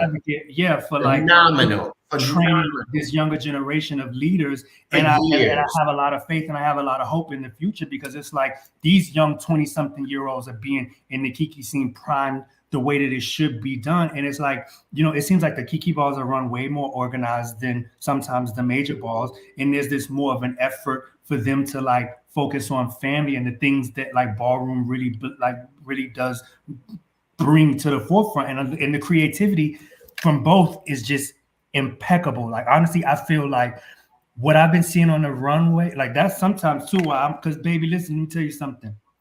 Y'all ain't finna get me out there lagging, because these elaborate looks and stuff that they come up with, it's just like wow. We are the pulse. You're like, wow. We are the pulse, and like the creativity that oozes out of these people is just amazing to me. Like I love seeing what ballroom brings, because when you do look at it, like all of a sudden what you've seen on the ballroom runway, then you see these fashion houses, and it's like, oh, you see where the ideas are coming from. For years. But I'm glad that our stories are being told. I love that Ryan Murphy did take the story and make pose, but I would also love to hear that stories come from us, made by us. Oh, be on the lookout. It's coming. It's coming. Oh, it's for sure. Like this story has just begun, yes. I know a lot of people are, like Beyonce, she did Renaissance with the whole, like ballroom, and like Kevin and the one Honey Balenciaga. And let's stop. And that's what I also want to say. Let's stop being mad because somebody gets chosen to do something and you didn't. Like, if one person in ballroom is represented, we all get represented. It does not matter that exactly. You did the damn thing, sweetie. Yeah, they all did. Every last person from ballroom that had a hand in that is reminiscent for us that were out in the 80s and the 90s when Madonna did the Vogue thing. Now Beyonce has taken it to another level and another scale of it. And the exposure is just opening up doors. Like you were saying about the Kiki scene. The Kiki scene reminds me of a time when I came out in ballroom. The camaraderie, the friendships, the togetherness and stuff like that. And the world that they have created. Like you said, you may never been to a Kiki ball. I'll go to Kiki balls and I have a time of my life because it transports me back in time to a place where ballroom was really creative and ballroom was really, really fun. And like you said, shout outs to Courtney, shout outs to Simba, shout out to Snooki, shout out to Dickie. You know, I remember these kids at GMHC when they first Right. started. Well, Harvey Milk, or what's the one? It's called Harvey Milk, right? Because I remember. You're right, Harvey Yeah. Milk and the When Luna was GMHC with like, Luna yeah, and Luna, Aisha Prodigy and all of them. Like we would and go there and meet Raul. Tony, Rucka, and all of them. Raul would be there. We would watch them and be like, "Oh shit, they are like a Kiki. They are really. Oh no, they call it the Kiki Ball. They have a, you know." Yeah, like so, we look wow. at like when it happened, we were like, "Oh, this is a joke," you know. But it's when like, we would go, we would watch them and really get our life off of them. We would be kikiing, but these kids were having a great, and look what they took from. and it's just not about them having winning fun. money, and it's not about these major grand prizes. Because I saw somebody posted something the other day that was like, take away money from balls, and how many people would go? Nobody would go. Our ballroom scene has become so fixated on well, that's just life, evolution in life, period. You know, everybody's fixated. Listen, you have people in projects that live on welfare, and no shade to welfare, no shade to food stamps, and nothing like that. But you know, people who are low income will be done in Versace and Dolce & Gabbana and Gucci and everything like that. You know, the old clubhouse, of course, and even tracks, even, you know, but like people, the mindset has just changed. And a lot of that is because of the evolution of life, evolution of but internet. also I will say I'm not against the big cash prizes, because it also has like, because I think sometimes I saw that like we started to not be so, we started to, you know, like, because it was tough when I came out. Like you had to get through RR, you had to get through Ashley, you had to get through these people, and like they would be like, and you had to deal with that and come back next time. Like for instance, nowadays you get chopped, the child is ready to attack you. Yeah, like for instance, I'm gonna let you know. Yeah, don't come this way. And I'm glad I had an opportunity, like, because this had been sitting on me for a long time. Like me and Sanaya actually had an incident that happened when I first kind of came out. My teeth, these two teeth right here were crooked before I got braces. And, you know, the Milans were trying to push me through, like, you know, like hide it, like camouflage it. But I could hear the whispers of people being like, Zeric's smile don't seem authentic. What's happening? And Sanaya actually came and she said it out loud. Like, Zeric is beautiful, but he needs to get his teeth fixed. And if y'all sitting here wanting to push him out there, get it done. And it embarrassed me, and I couldn't understand why she was singling me out like that in front of everybody. But at the same time, I took the note because I'm like, she's absolutely right. This girl is saying exactly what I've been telling them.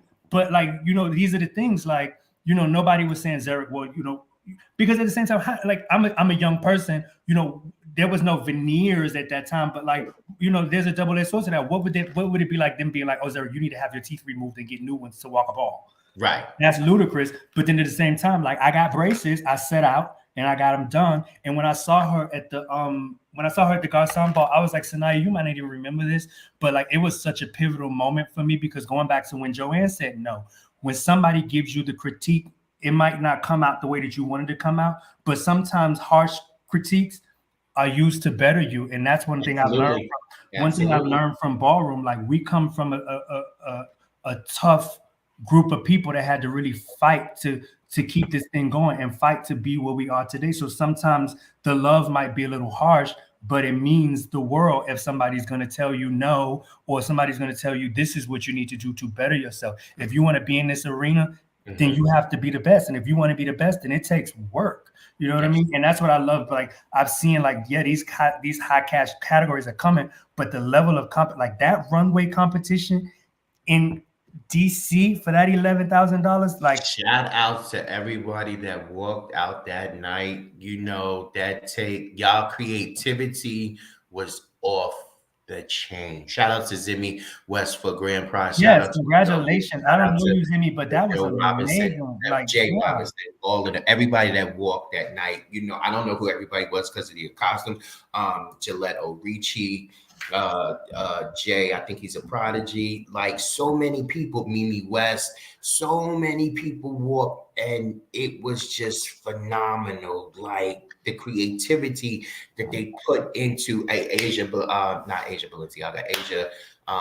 the one from your house. Did she walk or Lola walk? I always get them mixed up. They both walked, actually. Okay. So they both walked, right? So, you know, I always get them mixed up. Just shout outs to everybody that walked that night. That category was phenomenal. Yeah, and the thing about it is just like just being authentically who they are. Like the world is watching, like seeing them be profiled on Essence magazine, and seeing like like even Mm. seeing Yusef being profiled on Vogue after he won his category. Like and that was such a happy moment because I hadn't even Absolutely. realized that like Yusef had never won a high price grand prize. So Jonathan, yes, Jonathan Jonathan, Stewart. Yes, Jonathan. yes, how could I forget? Jonathan used to be in Milan with me. Jonathan, you look amazing, and you've been my brother forever. But like even Yusuf, like as much as I saw that Yusuf has put into Ballroom and the hard work that like Yusuf did, because I was originally supposed to be the father of the House of Mugler, but I just Oh, but then I was just like, nah, that ain't me. That ain't me. I'm a headliner. I was like, don't call my phone. I'm not scheduling no meetings. But I had a conversation with David, and I was like, David, like, yes, do you right. trust me? And I was just like, I think and Yusuf was new to Ballroom at that time, but I was like, David, I think Yusuf can do some really amazing things as a father. And like, look at what Yusuf has been able to do in the House of Mugler, even what he's done in the community. You know what I mean? And like Shout to out to the know that like youth as in the much as house. Yusuf's been on the floor, he had never won a major cash prize. So I was happy that I was able to be there that night to see my brother like get what he deserved. Yes, yes, absolutely. And shout outs to the House of Wiglia with their up and coming reality show, which looks amazing. I can't wait to watch and everything. So it's just, Zeric, I mean, thank you. You took my nervousness away, James. I'm glad I did. Then I told you that, no matter what, we gonna get up here. I'm not an intrusive person. His shirt is cute. I'm not an intrusive person. I'm going to ask the things Let's that see. are that are that are presented to me, but I'm also gonna ask the questions that I know that you are comfortable with, and I would never ask anything that you're uncomfortable with. Yeah. That's not my personality, and people know I'm a hard ass, and people know that I'm a tough cookie, but I'm I also think that's what Black was nervous for, because that's why Black was because like, Black knows Black has been yeah. with me in settings that are outside of Ballroom in the house playing spades, and he knows how my mouth goes. Like I can go, but No, but your reputation, like I had heard, but then at the same time, like I felt like so comfortable because even every time you see me, it's always been love and you always no, embraced always me, from the day that So I I met was you, always, love, yeah, like I was like, no, love, like absolutely, I know when absolutely. we finally get to have this conversation, it's gonna be great. Yeah, and that was my hope for it. But I was going to make sure that it'd be great because, like I said, we have a good connection when we see each other, and then we are infused with so many people, with Black, with Crystal, with Vanessa, Yeah. and everybody. Those are my sisters and my brothers. There's some of them in your parents and everything like that. So we're infused. We're family. Yes. And everybody knows that I'm very, very protective when it comes to family, not just people in anywhere protective. I am for the, not saying you're an underdog, but I'm for the underdog and underserviced, as well as those that we put on a pedestal, Yeah. and I don't like to come at people the wrong way if I don't have to. And you are a person, I know that I didn't have to, because you were giving us the opportunity to step into your life and your world and see what, and you share with us your experiences through the past 17 years that you have dealt with what you dealt with, from death to birth to life to rebirth to the uses of crystal meth and everything. And you have survived it, you have overcome, and you are now sitting in front of us as a beacon of light. Like that skin is shining, I must tell you, as a beacon of light for so many, for so many people and so many of us here in Ballroom today, and things that we might be struggling with that we are afraid to talk about. And I think, again, one of the best jewels that you dropped on here is to reach out to people. Yes. Find out what is going on with them, not just look at them as the joke or the side piece or the concubine and everything. Yeah, see, the concubine, but you always you've always just you've done it, and I appreciate you. Yes, I appreciate you too.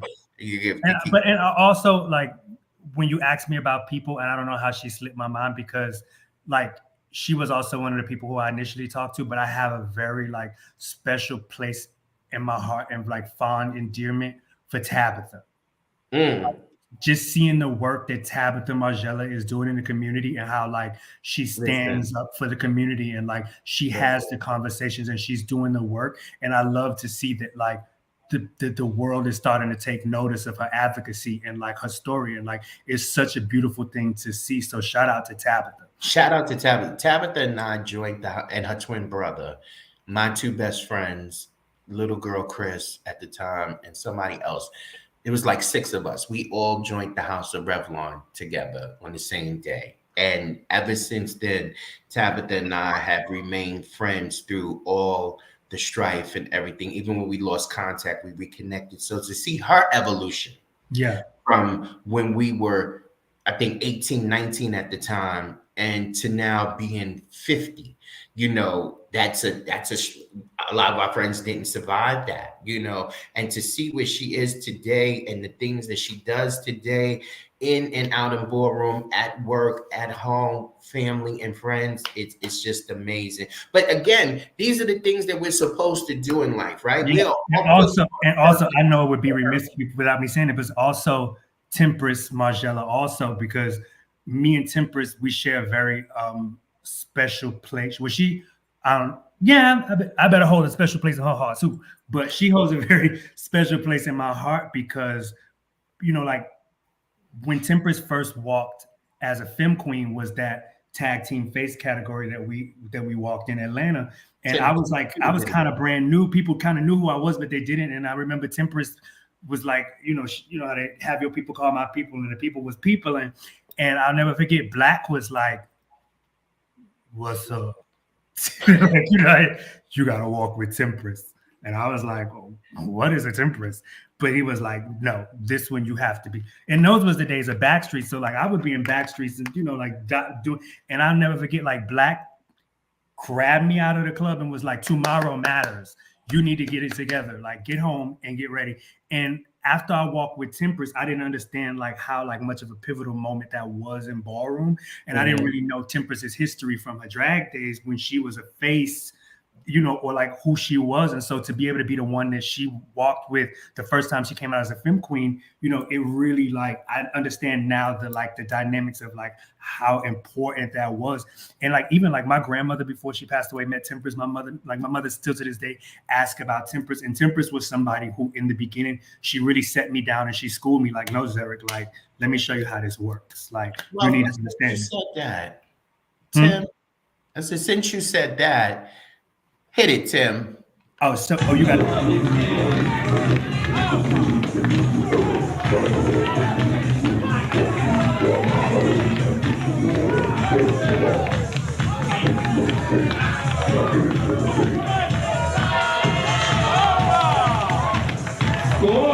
Score, the Lord connection.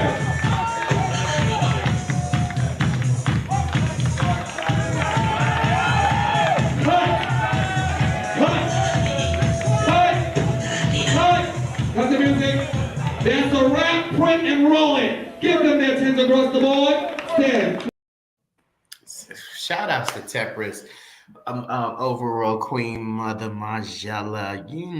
Like Temperance has always been one of my favorite. Yeah, because there's not a shady bone in her body, and she's such a. There's a shady bone in her body, but not like a facetious shade, not facetiously. A funny shade. Like she's not fierce. Right, she's fun shade. She's fun shade. Yeah, and she could sing. And a lot of people don't know, like, she's one of the funniest people I've ever met in my life. Like, Temperance is one of the funniest people I've ever met in my life. Yeah, I love just super gorgeous. Like, and she's like, no matter where we've been in life, whenever I see her, like, she's also been somebody who really embraces me. And we also share a friend who lost their life that actually wanted to advocate and like tell their story and wasn't able to. So I'm glad that like even like Temperance is like, she, like she gets on her platform and she's using her platform for good. And like it actually really helped me to be like, like I see my sisters and I see my brothers like doing the work. And I think that's an important part. Like we can all get on the floor and we can make it look good, but like, the foundation is built by like pulling down the solid ground and really doing the work. So I'm happy to like finally say, like, it took me 20 years to feel like I'm finally like doing the work, but there's no time like the present. And I had to go through what I went through to be able to do it. And it's never too late. Never too late. Never too late. Yo, Wilding on the island. Yo, Zeric, I mean, listen, this is just amazing. Like, yo, I'm trying to think of other things to ask you because I just want you to keep talking. I want you to keep sharing. I want you to keep enlightening us with it. Well, let me ask you, let me get a little personal real quick since we got a couple of minutes or whatever. Oh, here we So go. is or has, or do you know if crystal meth is a sexual driven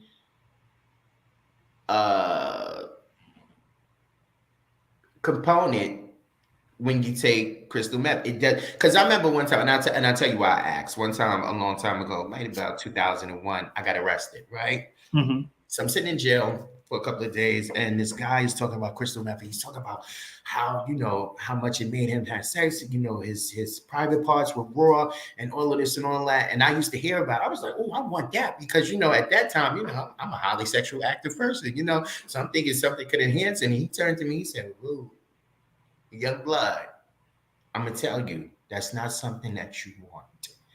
No matter what you go through or what you feel." I'm like, nah, what you talking about? And then I had a cousin who, when we turned 40, passed away. And my cousin had an addiction to crystal meth for at least 10 years before that. And he succumbed to some health issues because of the uses of crystal meth and other drugs and stuff like that. So I've always wondered from people who, might have indulged, is that something, do you think that that's something that has fueled some people into the usage and might have gotten caught up with it because of that? Because today I look at crystal meth as the modern day crack.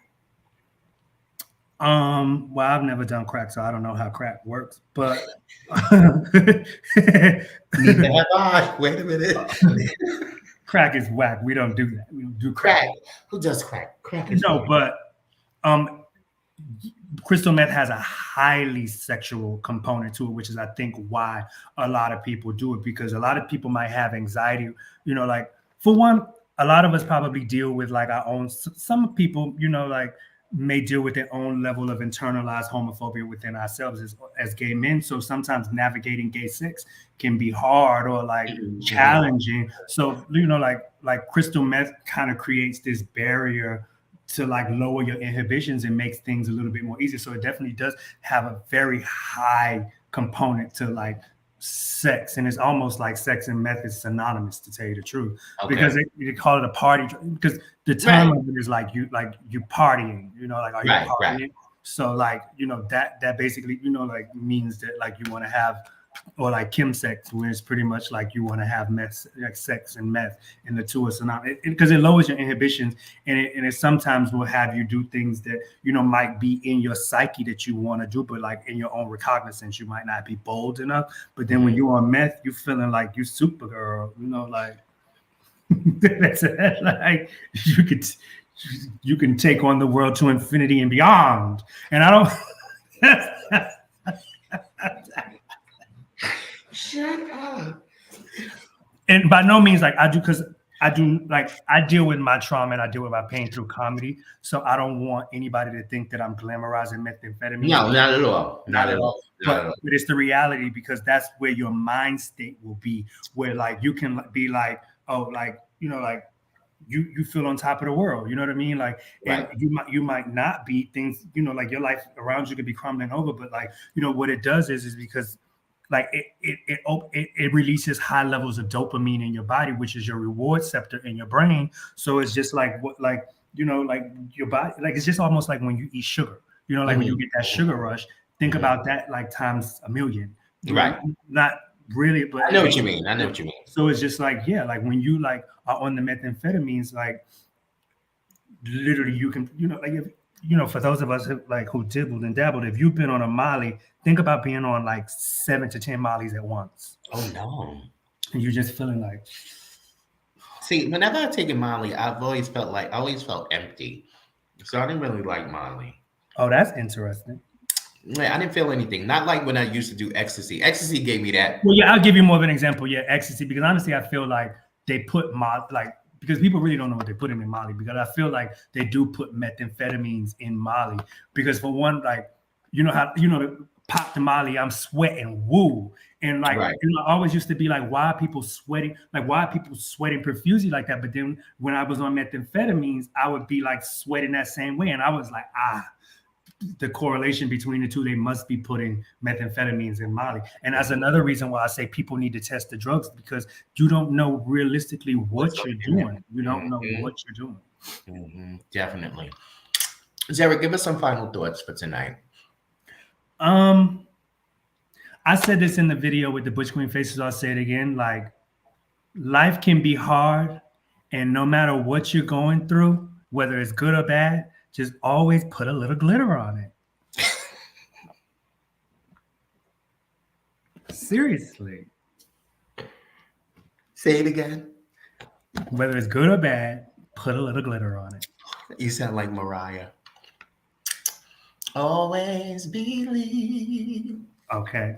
No, but Zeric, true, listen. you know, like, because that's what I've had to learn. You know what I mean? Like, like laughing my way through this situation has been one of the most amazing things. Like, you know, like my friends knew I was going through some of the craziest things, and like just the way that the conversations really have never really been like, are you okay? Or like, I'm worried, or, you know, like it would be like some funny meme or like some like, bitch, you know, and I'm a very morbid person. So like, you know, like sometimes my friends would call me and be like, are you dead yet? You know, and it's just like, no, I'm alive today.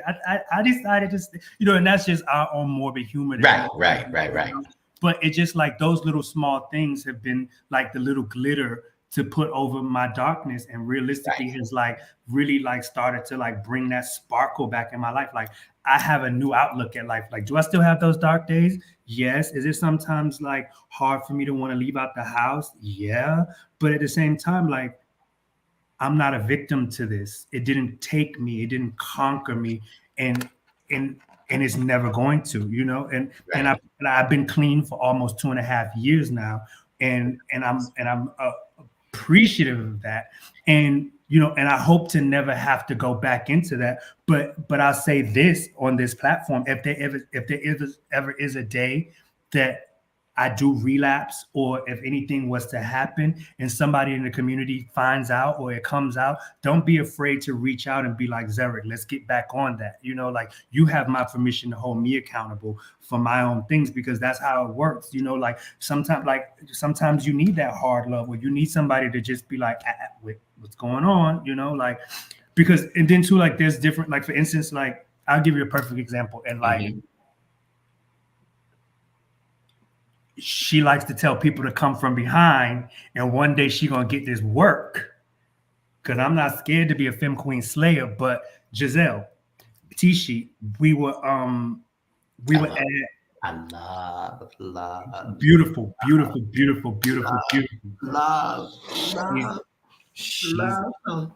She's high competition, but one day she reminds me so much of Danielle.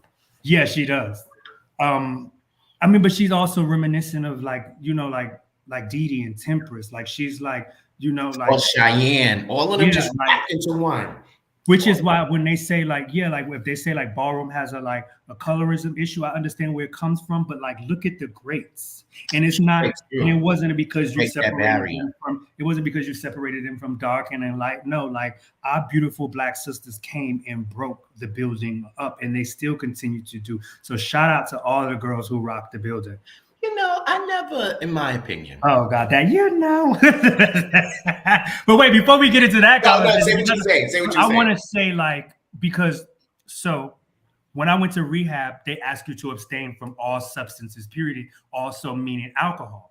So basically, like, I made the decision when I was in rehab to go completely abstinent, but I'm completely clean from all substances. But if I'm out socially, I will have a drink or something like that. Okay. And that's, you know, like, that's what I choose to do. It might not work for everybody in your recovery, but like, because a lot of times they feel like alcohol is synonymous to using other substances. It might not. And then somebody actually asked, like, what does using responsibly mean? And I really want to touch on that, because using responsibly means like testing your drugs, or if you do use intravenously, like go to like facilities where like harm reduction is possible. So that way, like you can be done, like you can do it the right way, and they can monitor you to make sure that you don't overdose.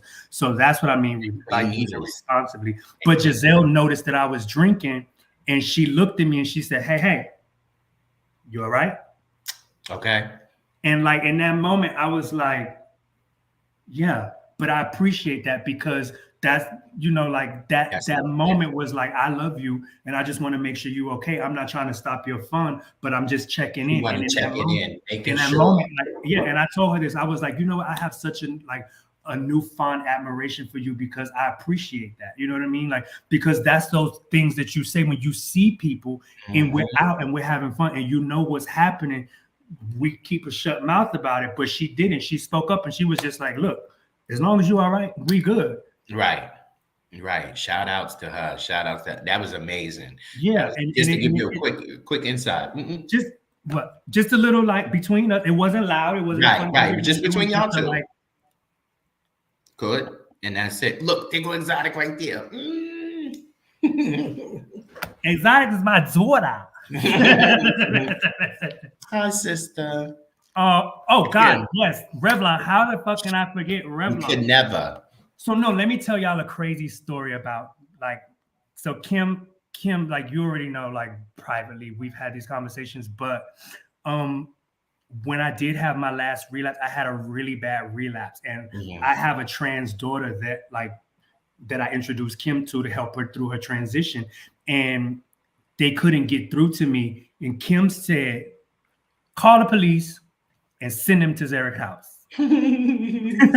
She's a cop, caller. That's love. Yeah.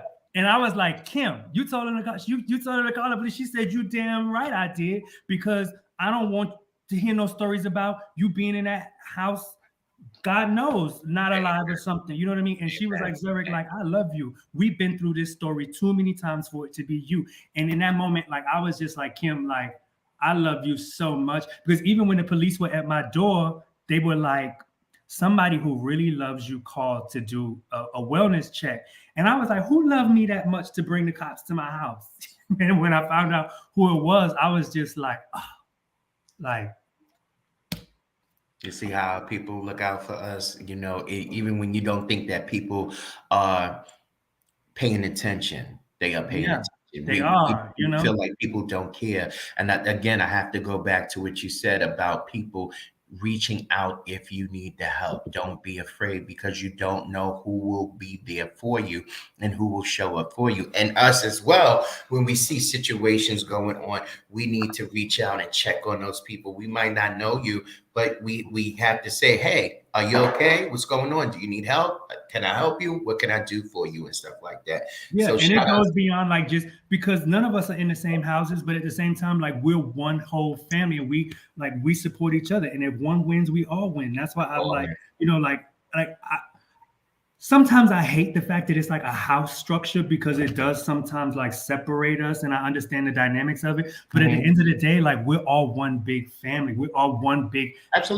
all one big house and just in separate rooms. So it's our responsibility to like cross check with each other. You know, like I've never been in a house with Kim, but like Kim's always been family from the very beginning. Like I haven't been in a house with you, but like we're family, you know, like I've never been in a house with Rose, but Rose has been family, and like we all like been there for each other throughout times in our lives. And that's what I love about it. Absolutely. And that's one of the things that I feel like now, you know, like again, when I said it was never an objective to be a role model, but I do realize that now there's a responsibility.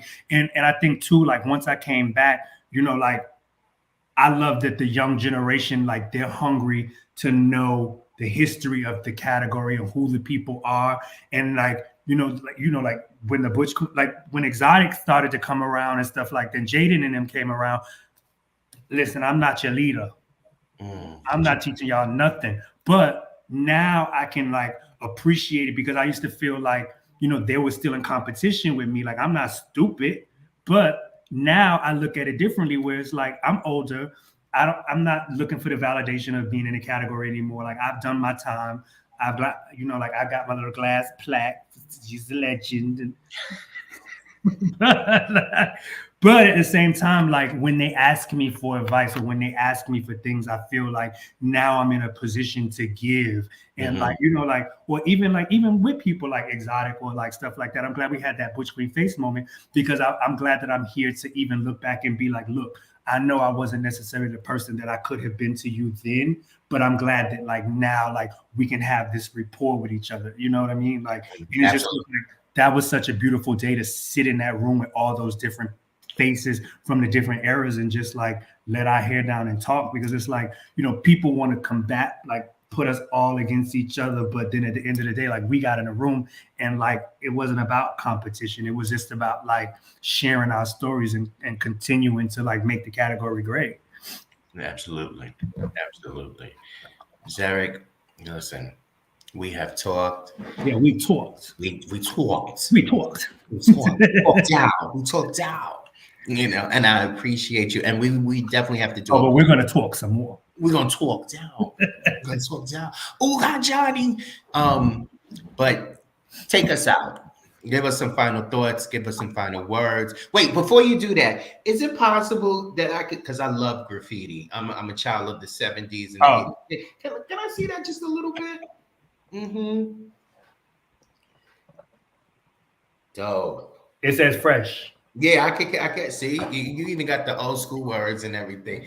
I mean, because that was like my nickname, like my little alter ego. Like when I had to become like Zeric Mugler, it used to be like this undercurrent of this like personality I created called Z-Boy Fresh, where like he wasn't insecure, he wasn't afraid of the world. He felt like he had all the superpowers, and it was just like with all his powers combined, I couldn't channel Butch Queen Face Z, because a lot of my friends like last night, if you would have seen me, you would have been like, Zeric, what? Like I was like letting my hair, because I don't really live like a, like a lot of people, like they say like it's a lifestyle. Like I don't live a Butch Queen Face lifestyle. Like back then it was like when you go out, you have to look a certain way. But like I like to let myself just like look normal and regular. Like I'm not trying to like be this beauty in the world anymore. But at the same time, like I look at it like it just even seeing the video with Tempers or something, like I felt like even coming back at that Coldest Winter Ever ball, I realized that like there's a healthy medium between the two, because it's like sometimes we're afraid to tell men they're beautiful, or we're afraid to tell our sisters that they're beautiful because they feel like, oh, it's gonna go to their head, or like they're arrogant, but they don't realize a lot of us are putting on these like personalities to like hide who we really are, to be in front of you and valid, because it's like, face does not take talent. It takes talent to put together a look. It takes talent to walk. It takes talent to vote. Like we're being voted solely on who we are and what we look like. And a lot of times, a lot of people don't really take into consideration how that can like really mess with your psyche. And that's what I try to tell like even my gay sons or something, like, look, if you don't win, that does not take away the fact that you're still beautiful. Absolutely. You know what I mean? Like, so I make it my effort. Like when I see people, I'm like, you are beautiful. Like you are beautiful, because sometimes they might not believe it. That boy who walked with Tempers that night had a lot of, my teeth were crooked then. And I was a very insecure person. I didn't know how beautiful I was. That's why I can look at it now and be like, baby, beauty is sometimes wasted on the naive youth, because if I knew what I knew then, they really would have got that work.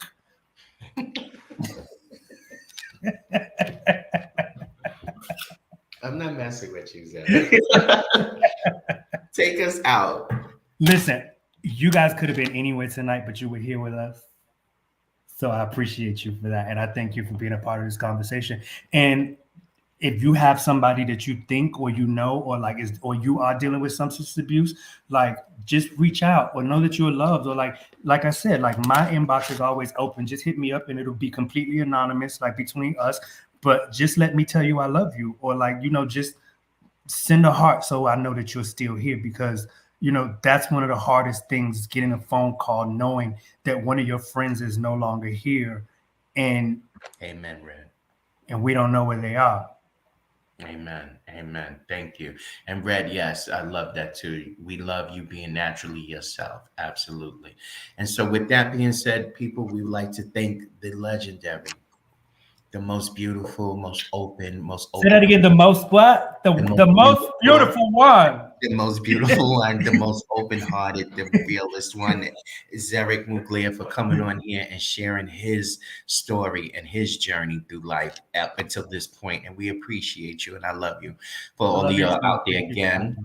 we are Ballroom We Cares. You can reach us at ballroomwecare.org, and reach out to us if you have a problem. Like Zeric said, reach out. Reach out to any of us. Shout outs to Tabitha, Tim, Mike, James, Luna, everybody. I'd like to bid Yeah, like huge everybody. shout out for everybody that's on the front lines that are really like fighting to bring this epidemic to an end or like just bring awareness to it because you are the ones that really matter. Like you're the angels out there like really Amen. fighting. And I'm glad to like be able to like join in this with you guys because like there's so many people that has so much life to live that's just are like in these dark spaces because they're hurt and just need to know that somebody loves them. They When I do. realized that my family loved me, it just took the whole cloud away. And it Amen. just was like, that's Amen. all I needed to hear. I love you too, cuz. Amen.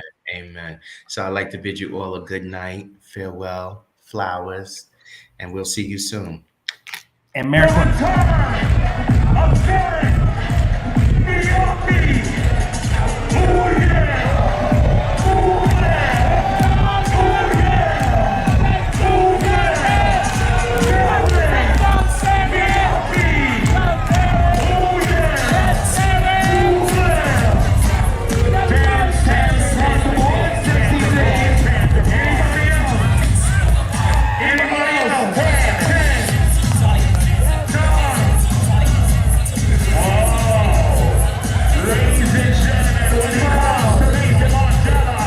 When it comes to this is legendary style.